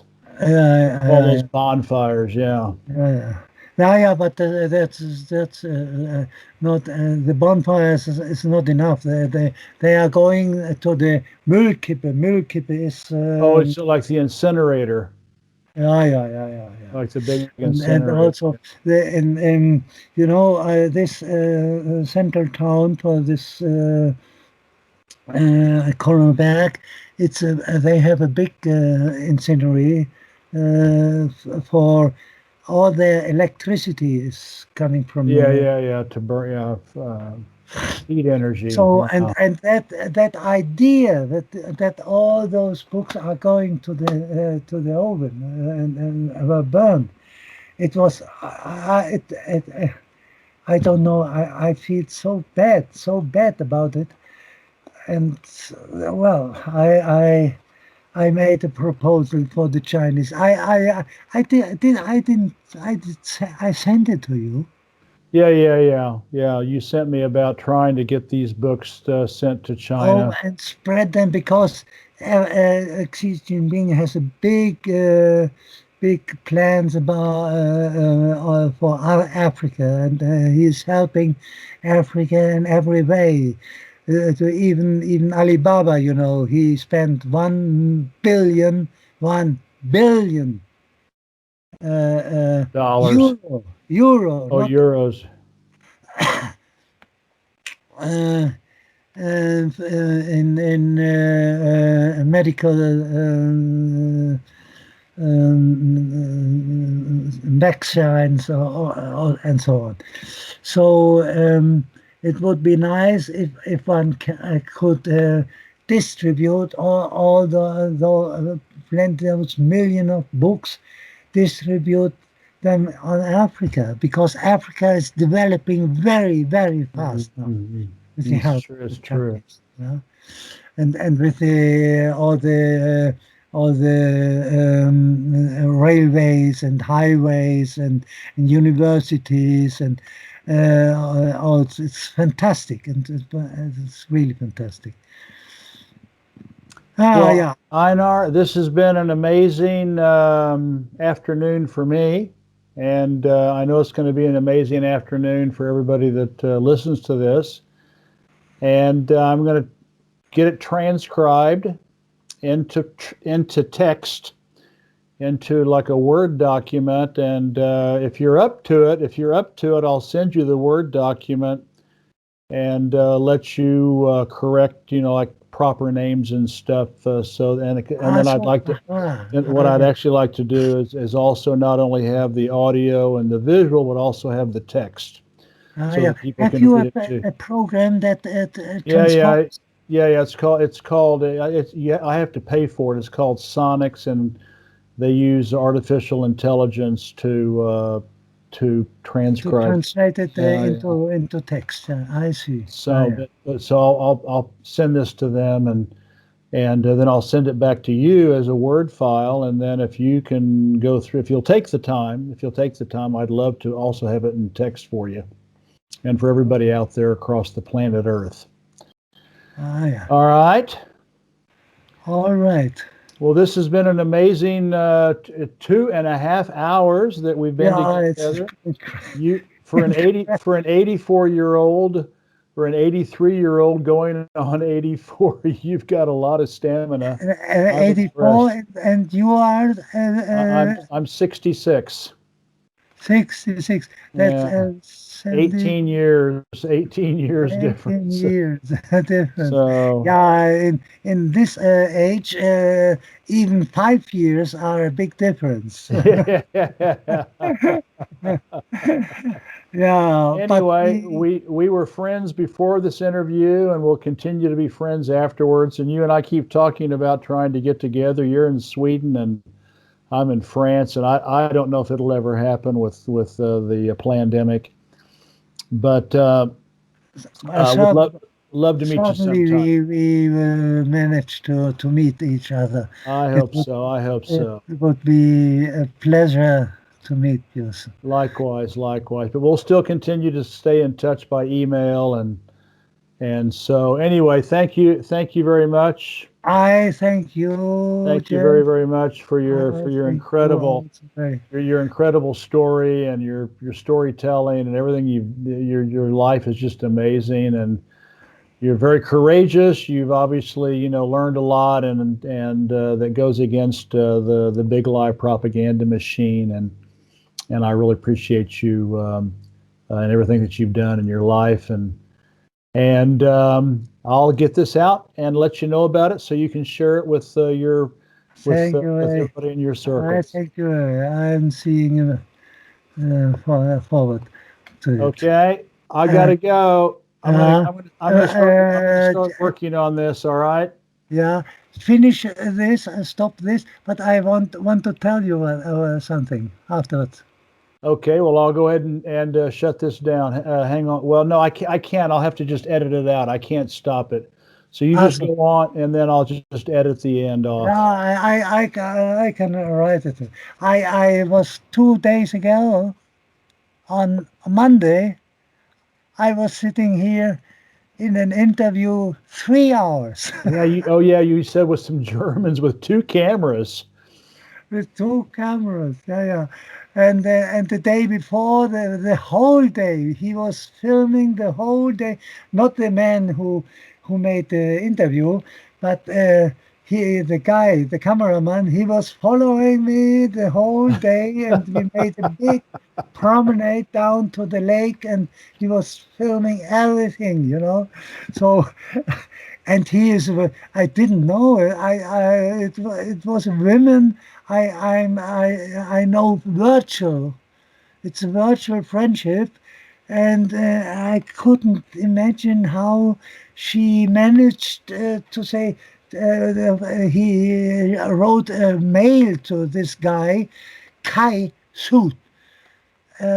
You must contact Einar.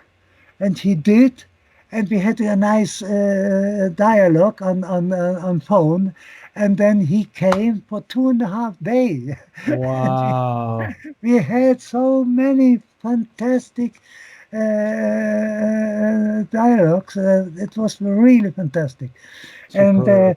but you will see that later on. He is a big guy. I didn't know. I had never heard before, but he had made many videos and films Hmm. and big project. Okay, yeah, Bye bye, Einar. I'll let you know bye. when this is done, and I'll send you the text, and hopefully you can Yeah, clean it up for me if you'll do that. All right. all right. And All right. for contact, it's best, I think, really to take Skype. It's so nice to see you and to speak with you. Yeah, it's like you are sitting here on the other side of the tape. Okay, All right. bye Bye bye. bye, Einar. Bye bye. Bye bye.